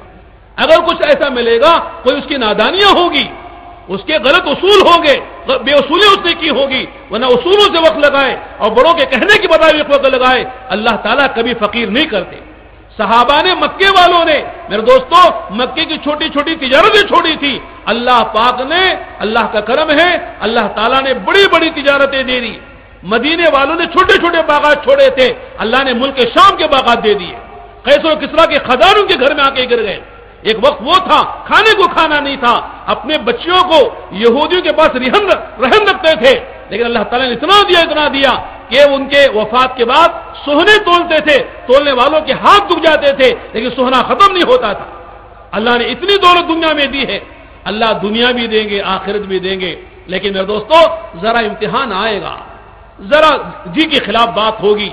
مولانا ٹھیک ہے آپ کی اچھی باتیں لگ رہی، لیکن ذرا نفس کے خلاف ہے مولانا، بات بیان تو اچھا لگتا ہے، لیکن جو نکلو جو بولتے نا، یہ گولی نگلی نہیں جاتی، یہ بڑی کڑوی گولی ہے اور بڑی موٹی گولی ہے، حلق سے نیچے نہیں اترتی۔ لیکن میرے دوستو اگر یہ گولی اتار لیں گے تو ساری بیماریاں دور ہو جائیں گی۔ کڑوی دوا کھانی پڑتی ہے، جلنے والی دوا لگانی پڑتی ہے، تب جا کر آدمی کو صحت ہوتی ہے، ورنہ آدمی کے ساتھ مولانا بات اچھی کرو لیکن دوا کے بغیر صحت دے دو، گولی کے بغیر صحت دے دو، آپریشن کے بغیر صحت دے دو، تو ڈاکٹر کہے گا آپ کا علاج یہاں نہیں ہوگا، نمہاس میں ہوگا، آپ کا علاج پاگل خانے میں ہوگا۔ اس لیے کہ ایسا کوئی مریض آئے دوا بھی نہ کھائے، آپریشن بھی نہ کرائے، اور جو آپریشن اور دوا بھی استعمال نہ کرے اور صحت ہو جائے، ایسا نہیں ہوا کرتا۔ ذرا نکلو۔ صحابہ کہتے رأینا خیر الخیر فی الکرہ، رأینا خیر الخیر فی الکراہۃ۔ کیا فرمایا؟ عبد الرحمن ابن عوف رضی اللہ عنہ فرماتے ہیں ہم نے بڑی سے بڑی جو خیر پائی ہے وہ ناگواری میں پائی ہے۔ جی نہیں چاہتا تھا، بدر میں آئے تھے ابو سفیان کے قافلے کو روکنے کے لیے، لیکن ابو جہل کا قافلہ آ گیا، 1000 کا لشکر لے کر مقابلہ ہو گیا۔ اللہ کے نبی نے مشورہ کیا کیا کرنا چاہیے؟ صحابہ آگے پیچھے ہو رہے تھے. قرآن کہتا ہے کأنہم یساقون الی الموت. ابو جہل کے قافلے سے مقابلہ کرنا ایسا لگ رہا تھا جسے موت کے منہ میں جانا ہے, لیکن نبی کے کہنے پر جم گئے, نفس کے خلاف جم گئے. اللہ نے 5000 فرشتوں کو بھیج کر مدد فرمائی. اللہ تعالیٰ نے ایسی مدد فرمائی. بدر میں شریک ہونے والوں کے بارے میں فرمایا یا اہل بدر افعلوا ما شئتم قد غفرت لكم. اے بدر میں شریک ہونے والوں سنو, تمہاری مغفرت ہو گئی, جنت واجب ہو گئی, آئندہ تمہارا حساب نہیں ہوگا. کیا مقام ملا بدری صحابہ کو. ہمارے پڑوس کے مفتی زین العابدین صاحب رحمۃ اللہ علیہ ایک مرتبہ پرانوں میں بیان کرتے ہوئے نظام الدین میں فرمایا تھا, تقریباً سن 95 میں جس سال حضرت کا وصال ہوا اور ہماری جماعت آسٹریلیا کو جا رہی تھی, تو حضرت نے بیان کرتے ہوئے فرمایا تھا کہ دیکھو بدر والوں کو جو مقام ملا اس کو جب صحابہ نے سنا جو بدر میں شریک نہیں ہو سکے تھے, وہ تڑپ کر رہ گئے کاش ہم بھی بدر میں شریک ہوتے. ایسا موقع ہمارے ہاتھ سے چلا گیا. ان بدری صحابہ کے بڑے بڑے قصور معاف ہو گئے. حضرت حاتب ابن ابی بلتا بڑے صحابی ہیں, ان سے قصور ہو گیا. اللہ کے نبی کا راز مکے والوں کو بتانے کے لیے چٹھی لے کر بھیج دیا.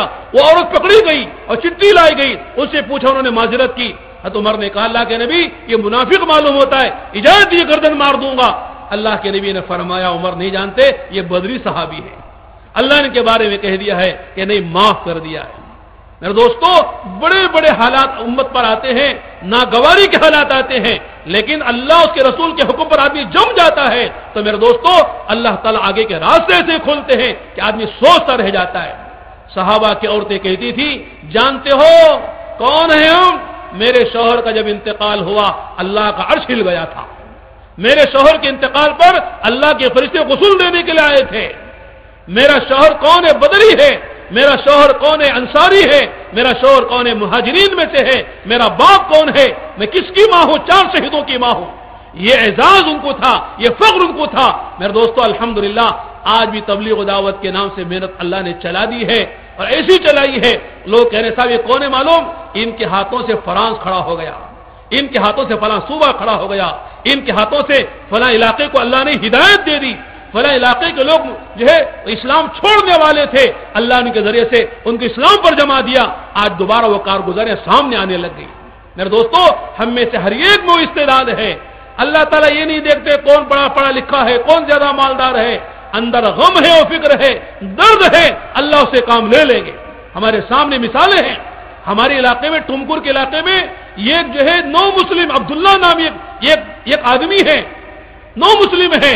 اللہ نے اسے وہ کام لیا, پورے علاقے میں ہزاروں انسانوں کو اللہ نے اسے ہدایت دے دی. میرے دوستو یہ کہ ایک آدمی اگر اپنے دل پر لے لے, اپنے دماغ پر لے لے اور جذبہ کر لے مجھے کچھ کرنا ہے, اللہ اسے کام لے لیں گے. اور میرے دوستو قبر میں آدمی جا کے سوئے گا, لاکھوں انسانوں کی نمازوں کا, روزوں کا, حج کا ثواب اس کی قبر میں پہنچ جائے گا. وہ نہ کما لیا کھا لیا, کیا کیا بھائی, کہاں بڑے ہوئے, ماشاءاللہ جے پور میں بڑے ہوئے. کہاں پڑھے, جے پور کے کالج میں پڑھ لیا. کہاں نوکری کی, جے پور کے جو ہے ایک دفتر میں کام کیا. کہاں شادی کی, جے پور میں شادی کی. اور کہاں مرے, جے پور میں مر گئے. کیا کمال کیا بھائی, جے پور میں رہے, یہاں پلے بڑے, شادی کی, مکان بنا لے, مر کے چلے گئے. صحابہ ہم لوگ اردن گئے تھے, اردن میں 36,000 صحابہ کی قبریں ہیں. کہاں مکہ ہے, کہاں مدینہ ہے. 36,000 صحابہ اردن میں آرام کر رہے. حضرت معاذ بن جبل بڑے صحابی ہیں, ان کی قبر پر ہم لوگ گئے. لکھا ہوا ہے کہ عالم امتی بالحلال والحرام معاذ بن جبل, میری امت میں سب سے زیادہ حرام و حلال کا جاننے والا معاذ بن جبل ہے. حضرت ابو عبیدہ بن جراح کی قبر پر گئے, وہاں لکھا ہوا ہے کہ لکل امت امین وامین هذه الامه ابو عبیدہ بن جراح. ہر امت ایک امین ہوتا ہے, میری امت کا امین ابو عبیدہ بن جراح ہے. ہم مصر میں گئے, وہاں گئے تو لوگوں نے بتایا کہ 72 صحابہ جو بدر میں شریک رہے وہ مصر میں آرام کر رہے ہیں. الجزائر میں ہماری جماعت گئی, وہاں لوگوں نے بتایا کہ عقبہ بن نافع یہاں آرام کر رہے ہیں. صحابہ ساری دنیا میں پہنچے, محنتیں کی, مکے کو چھوڑا, مدینے کو چھوڑا. اللہ پاک نے میرے دوستو ان سے دین کا کام لیا اور ساری دنیا میں دین پھیلا. اور ہم کمانے کھانے میں لگ گئے. کیا کر رہے ہیں صاحب, کیا کھا رہے مولانا, کہ کیوں کھا رہے بھائی. مولانا عجیب بیوقوف آدمی معلوم ہوتے, نہیں کھائیں گے تو کمائیں گے کیسے. ٹھیک ہے کما کیوں رہے بھائی, ارے کما نہیں تو کھائیں گے کیسے مولانا. کھا رہے کمانے کے لیے، کما رہے کھانے کے لیے، کھانا کمانا، کھانا کمانا، عمر کے ختم ہو کے چلا جانا، یہ زندگی کا مقصد لوگوں نے بنا لیا ہے۔ الحمدللہ میرے دوستو، تبلیغ و دعوت کے نام سے اجتماع ہوتا ہے، اور خاص طور سے ماشاءاللہ ہمارے راجستھان میں، خاص طور سے جے پور میں ماشاءاللہ کام بڑی تیزی سے آگے بڑھ رہا ہے۔ اتنا بڑا مجمع، لاکھوں کا مجمع ماشاءاللہ دین کے عنوان پر جمع ہو گیا ہے۔ تھوڑی محنت ہوئی، لوگ جوق در جوق آ رہے ہیں، جوان آ رہے ہیں، اللہ کے راستے میں نکلنے کے لیے تیار ہیں۔ بڑا اچھا جذبہ یہاں پر ہے۔ ابھی جو ہم لوگ بات چیت کر رہے تھے، اللہ پاک نے جے پور کو اور راجستھان کو قبول کر لیا ہے۔ اگر آپ حضرات نے اللہ نے صفات رکھی ہیں، بڑی صفات آپ کے اندر موجود ہیں، پتہ نہیں آپ کے آبا اجداد میں کیا جو ہے انہوں نے دعائیں مانگی تھی، قربانیاں دی تھی، اللہ پاک نے آپ کے اندر وہ صفات رکھی ہے۔ اگر آپ تھوڑا سا کھڑے ہو جائیں گے، پورے ملک کو آپ کھڑا کر سکتے ہیں، پورے ملک میں جماعتیں آپ بھیج سکتے ہیں۔ ماشاءاللہ ہمارے یہاں بھی اجتماع ہوتا ہے، بنگلور میں، اطراف میں ہوتا ہے، لیکن اتنا بڑا مجمع نہیں ہوتا ہے، اتنی جماعتیں نہیں نکلتی ہیں۔ ماشاءاللہ یہاں 16,000 سے زیادہ جماعتیں نکلنے والی ہیں، اور 4 مہینے کی ماشاءاللہ 100 کے قریب جماعتیں نکل رہی ہیں، پیدل جماعتیں جا رہی ہیں، ان علاقوں میں جماعتیں جانے کے لیے تیار ہیں جہاں دین کا کام نہیں ہوتا ہے، لوگ دین سے بہت دور ہو گئے ہیں، جہاں جانے پر مجاہدہ ہوتا ہے، بندر علاقے ہیں، بے دین علاقے ہیں، جہل بھی ہو، فقر بھی ہے، ایسے علاقوں میں جماعتیں جانے کے لیے تیار ہیں۔ اس لیے میرے دوستو ماشاءاللہ آپ نے بڑی دیر سے، بڑے محبت سے، بڑی عظمت سے دین کی بات سنی ہے، آپ اسی طرح بیٹھے رہیں، کوئی اٹھنے کی فکر نہ کرے، ہمت کر کے اس وقت بولے انشاءاللہ 4 مہینے اللہ کے راستے میں، کل پرسوں تک ہمارا اجتماع ہے، کل اصل ہمارے اجتماع کا دن ہے، پرسوں انشاءاللہ دعا ہوگی اور جماعت خدا کے راستے میں نکلے گی۔